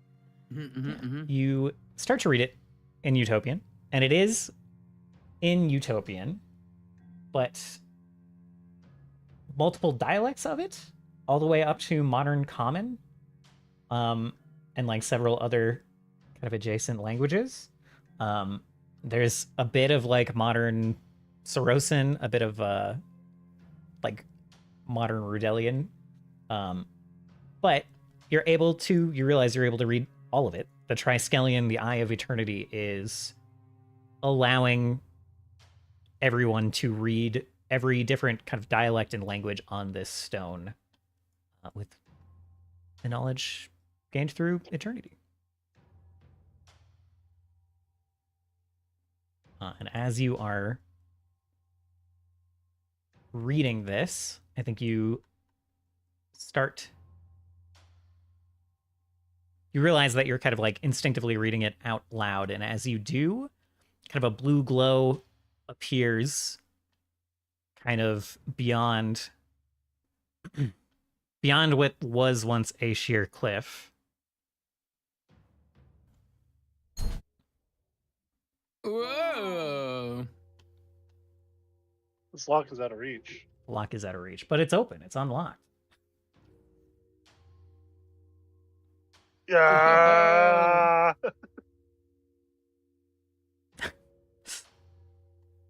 And you see this rock kind of melt away, and a hallway beyond. Oop, this is supposed to be walled off. Oh, lol. Hold on, stand by. They're all zooming too quick. This is why you got to use your pause button, Varys. I do.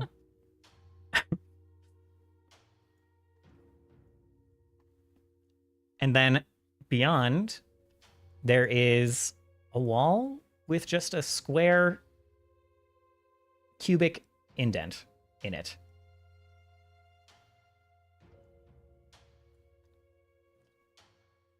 And Steris, are you and Scene actually hanging back at all as they start to walk across this energy transparent bridge?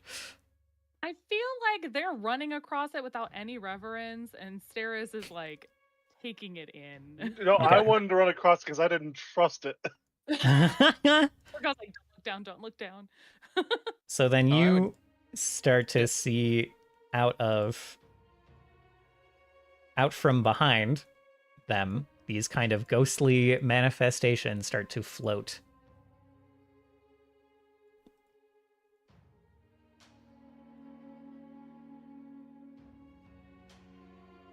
Kind of just watching for now.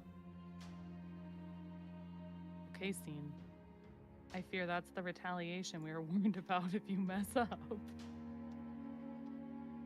No pressure. Whoa. Cena's now Big lady.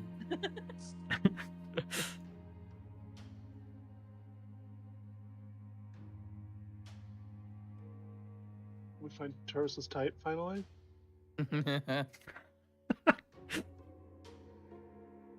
He likes big celestial ladies.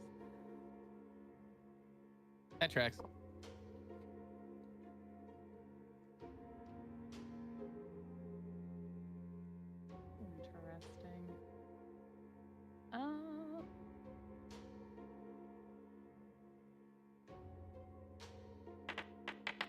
the like nature of these creatures?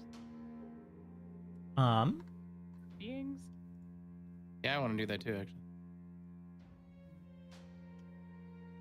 Would you like? Where would you like to re-roll this check?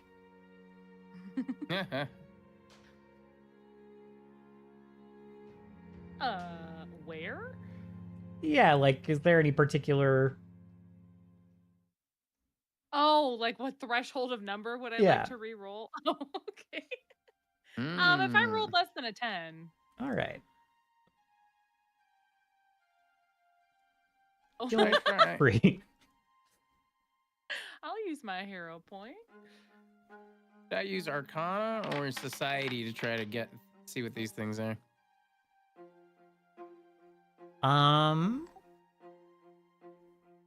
They're both Arcana, probably?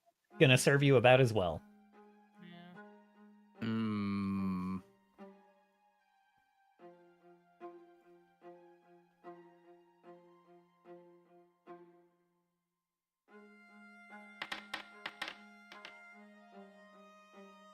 Oh, I'm sorry I didn't make that right.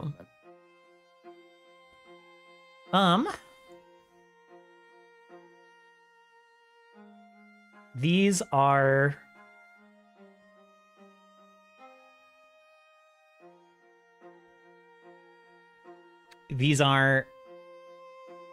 spirits of time. Kind of servants of Scala herself. And their luck is out of reach.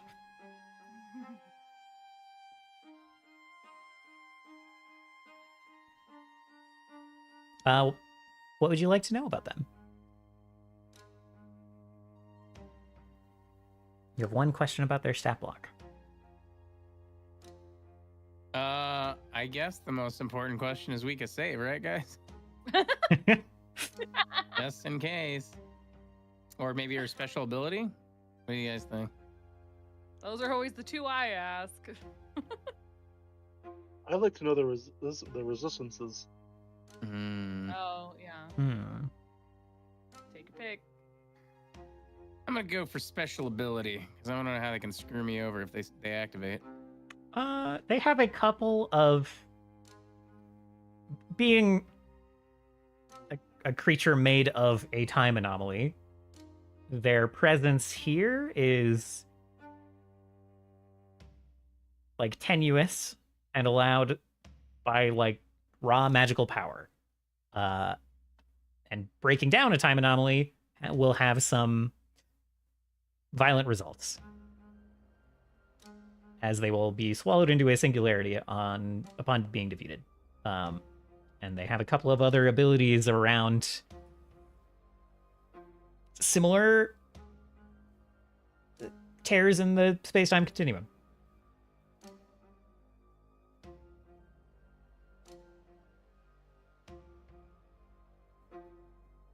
All right, Scene, you really can't mess up.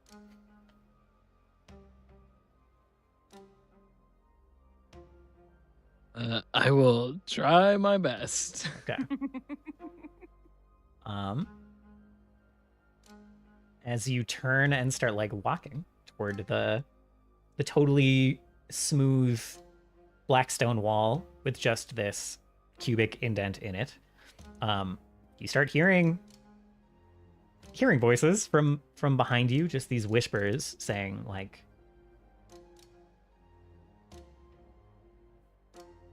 "You are not of Our Lady's blood. You are not worthy. You are fit." Just sliding into your head.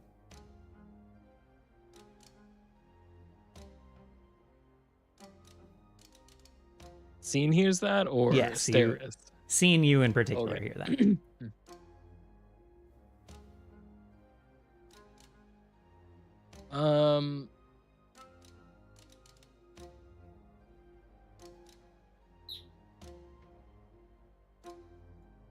I think Scene would just ignore it. All right. Just add a side note. Uh-huh. Did Trebert come with us? Trevor did not come with you. Trevor is not on tower side. I should say, is Trevor tower side? I guess is the question. No, No. Trevor is in Temmel. That was the whole Okay. reason I had a dream council with him. He was Right, entirely inaccessible. right. What, you're having second guesses that our buddy Scene can handle this? He'll be fine. I am 1,000% sure that Scene can do it. I'm 10,000% sure that nothing bad would happen if we had brought somebody from the wolf family. No, bad things would have happened because it would have been tense and awkward the entire time. Oh no. You're like, oh no, it's not already like that all the time?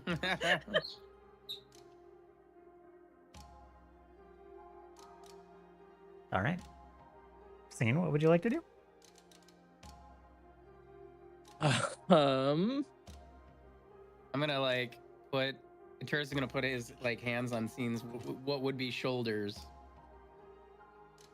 and be like, all right. You know how I always say that we're precisely where we need to be when we need to, ever since the beginning? Yeah, I think I've heard you say that Yes. a couple of Exactly. times. And this is it, Scene. This is why you're here. You are meant to do this. You are always meant to do this. You understand that?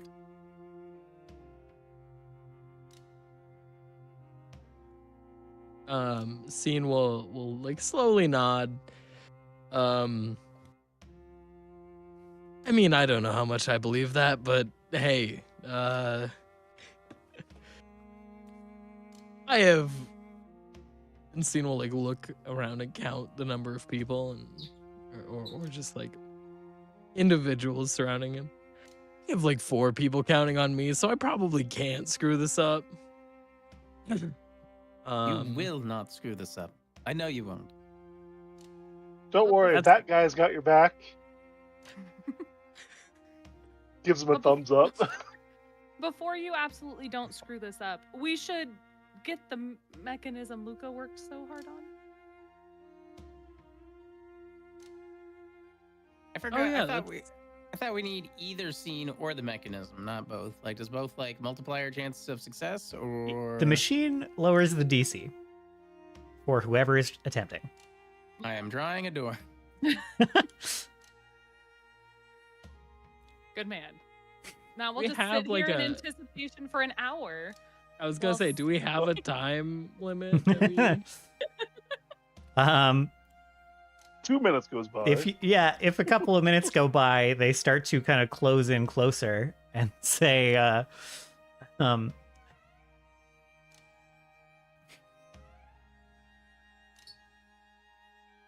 Guys, I think we should go on the other side of the bridge to do this. Scene, you will hear one in your head saying, Mhm. activate the artifact or leave. Mhm. Are they physically blocking us, or are they floating above They're us? they're floating above. They are. Whoop, And- whoop, whoop, whoop, whoop, whoop, whoop. We'll draw the door over Gra- here. grabs bait. All right, you guys draw the door. These spirits kind of hang back and watch you the entire time you draw the door.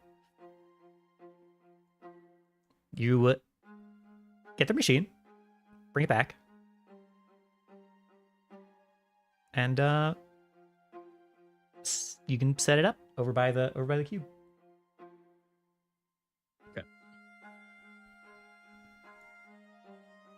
Scene would I don't know if like they can just hear my thoughts or like if if it's like a message situation that they're doing. I think as we're crossing back over the bridge, Scene would be like, can you give us like an hour? Got it. And They then as he's crossing back, he'd be like, okay, we're good now. Sorry, just had to. both times they stare at you judgmentally. The judgments never cease. Can really see it on the face.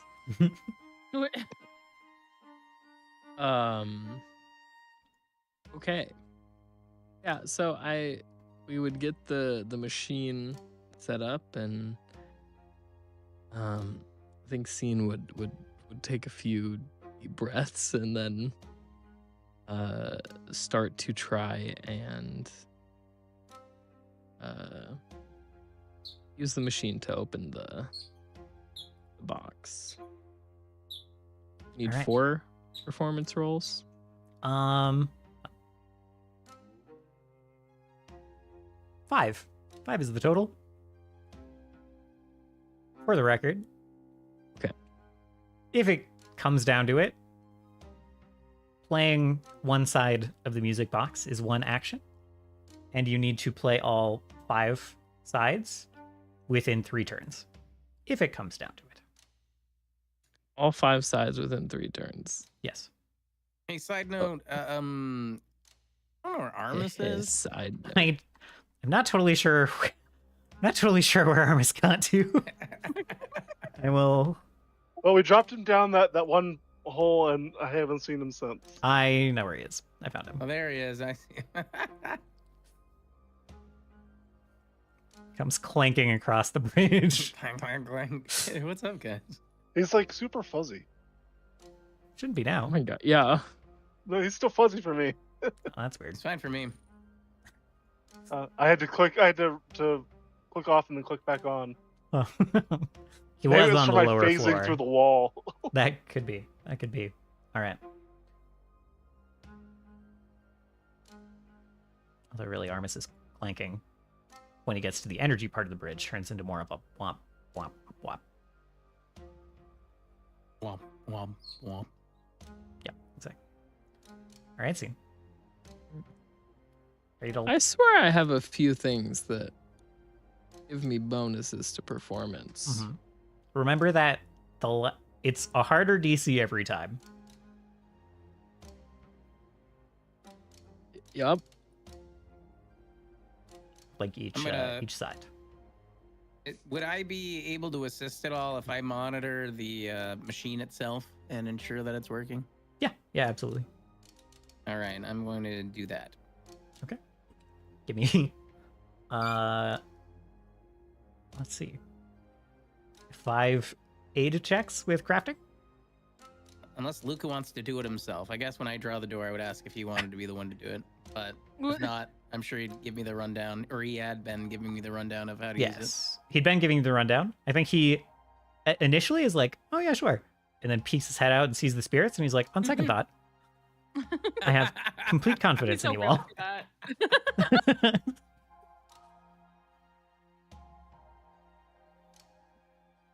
Does Courageous Anthem give me bonus? No. Okay. Attacks and damage and saves. Just remember, this isn't going to go sideways. But were it to, if we get across the bridge, we can get through the door.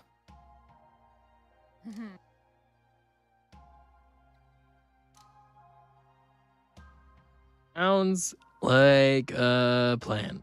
And then Scene, I guess we'll just start trying.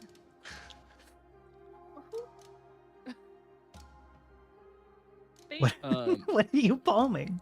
Wait, what are you stealing?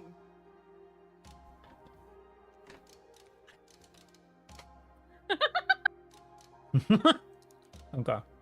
Bates just bored.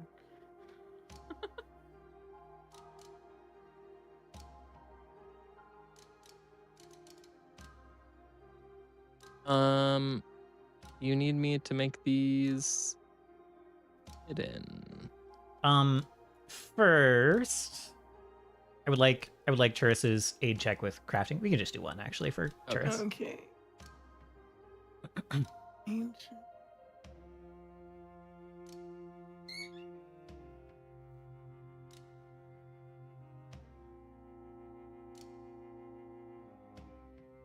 Probably can't use this. Can I use my archaeology bonus for this at all since it's ancient stuff or no? Sure. Well, are you helping with the machine or are you? I'll say I'm sure. pretty flexible. All right. I figure I wouldn't be able to use Ascendance of the Book though, so. This is the best I imagine I would get. Would be better. It could be. Didn't fail it though. You know, I'd be okay if there were more rules for me, actually. Right. Maybe not though. Maybe they could be all bad. Who knows? All I know is I probably didn't break the machine. You did not break the machine.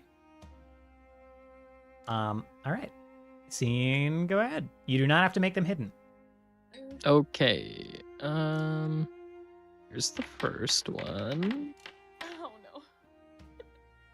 It's feeling a little rough. The first one is very easy. You start playing the song, Nice. and with the machine's help, you kind of successfully regulate that. You've got some jitters, but you are able to get one success. I'm just gonna throw out there that when we went back to get the machine, Scene mentioned that he liked how Turris rearranged the room.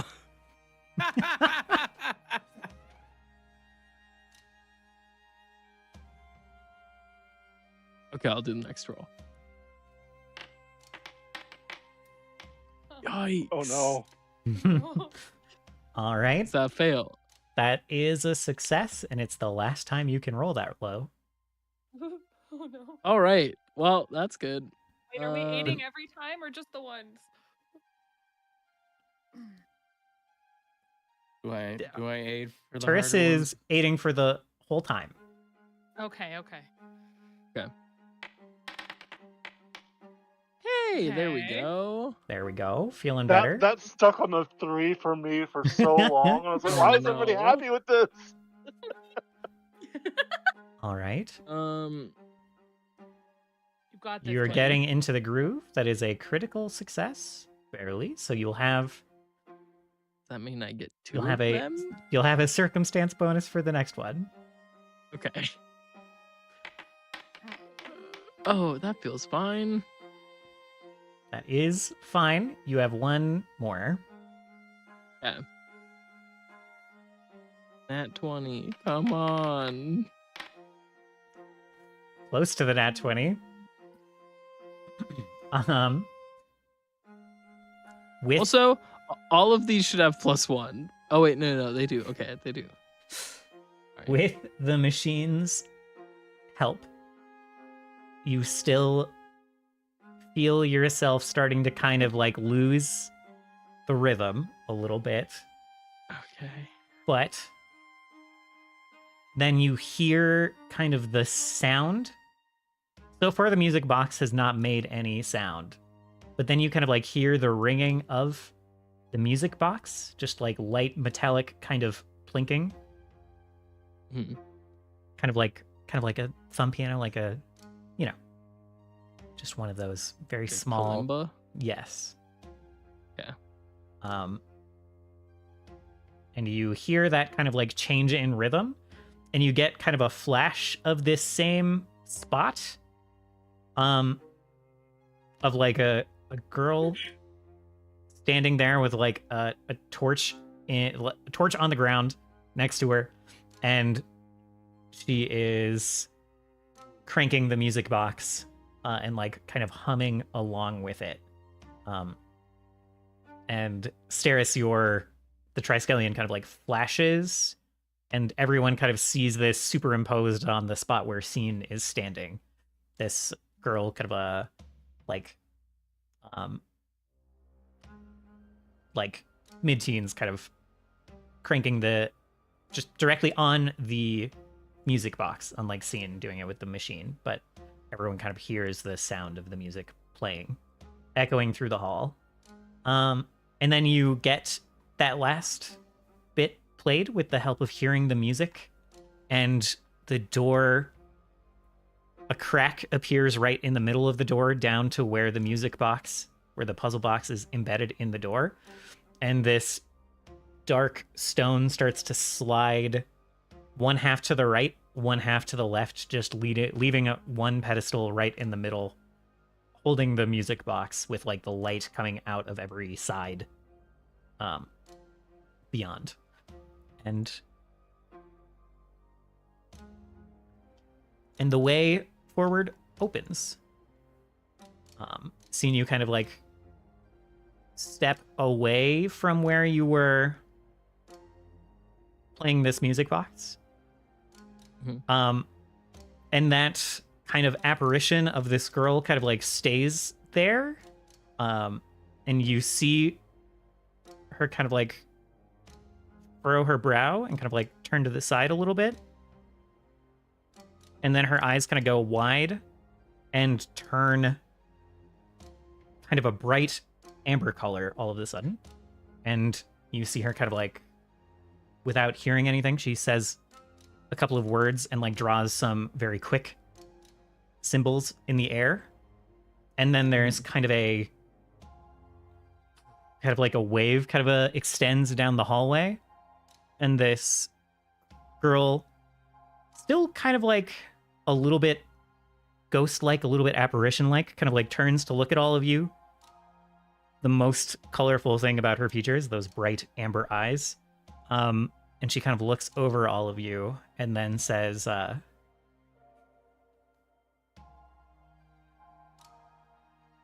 she is not here. But you are all companions of Ashalmalal. And that is where we will end for the week.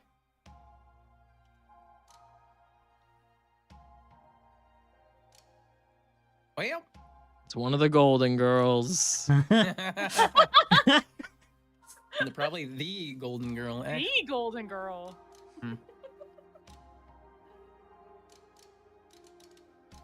Well, thank you guys for playing. Thank you for going a little bit over. 4 more years.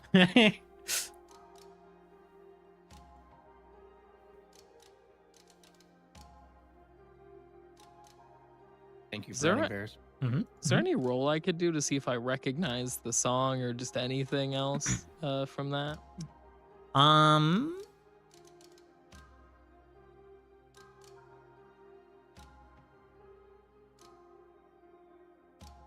Yeah, you could roll. What would you like to roll to figure that out? There are ways to. You could try to recognize the song, sure.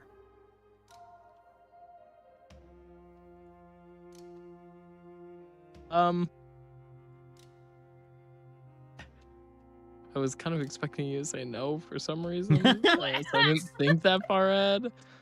I mean, I could do society, I guess.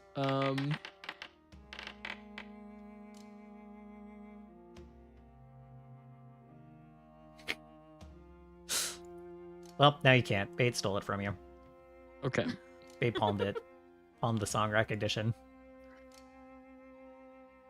That's fine.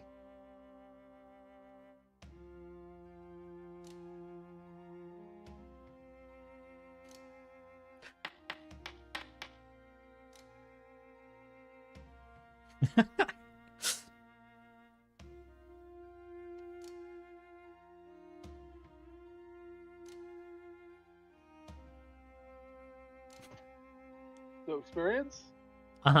So Yeah, yeah. go ahead I didn't get any for last week, by the way. for last week. Yeah, we didn't do any for last week. We also didn't. Well, we killed some moonflowers. You did. I gave you experience for the moonflowers the time before. Oh wait, no, we did get. We were at 60. You is what I- Yeah. Stole it from that encounter to level us up. Yeah, Oh, yeah, and that's everyone what it was. everyone ought to be at 60. Okay, yeah, we're all at 60. Steen, you can make your roll to recognize the song if you'd like. Otherwise, I'm gonna go end stream. He doesn't actually want to know the song. Okay, I'll all do right. it. I do. No, it's fine. I'll do it. Do you want it hidden? Nah. You're at zero hero points. Can't do anything about it anyway. Oh my god. Hey. Also, Also, actually, I should have a hero point. I didn't re-roll anything. I just didn't reset it. You could have re-rolled your hero point this entire time. What the hell? I was fine. So you heard briefly. The only place you've heard this is in Tamliok. Nope, I meant Skallic. you heard Idlewolf's daughter humming it when she like kind of walked through the gardens one of the times that you were there. And I think maybe you heard even like another bard kind of like playing it in the square somewhere in town. It is kind of a fairly well-known folk song in Rudel. Okay. It doesn't sound like the creepy Void song at all. It does not sound like the Void song, nor does it sound like kind of that creation song that you glimpsed a little bit of when you were setting the beacon alight on the tower and tuning it. Sounds like neither of those.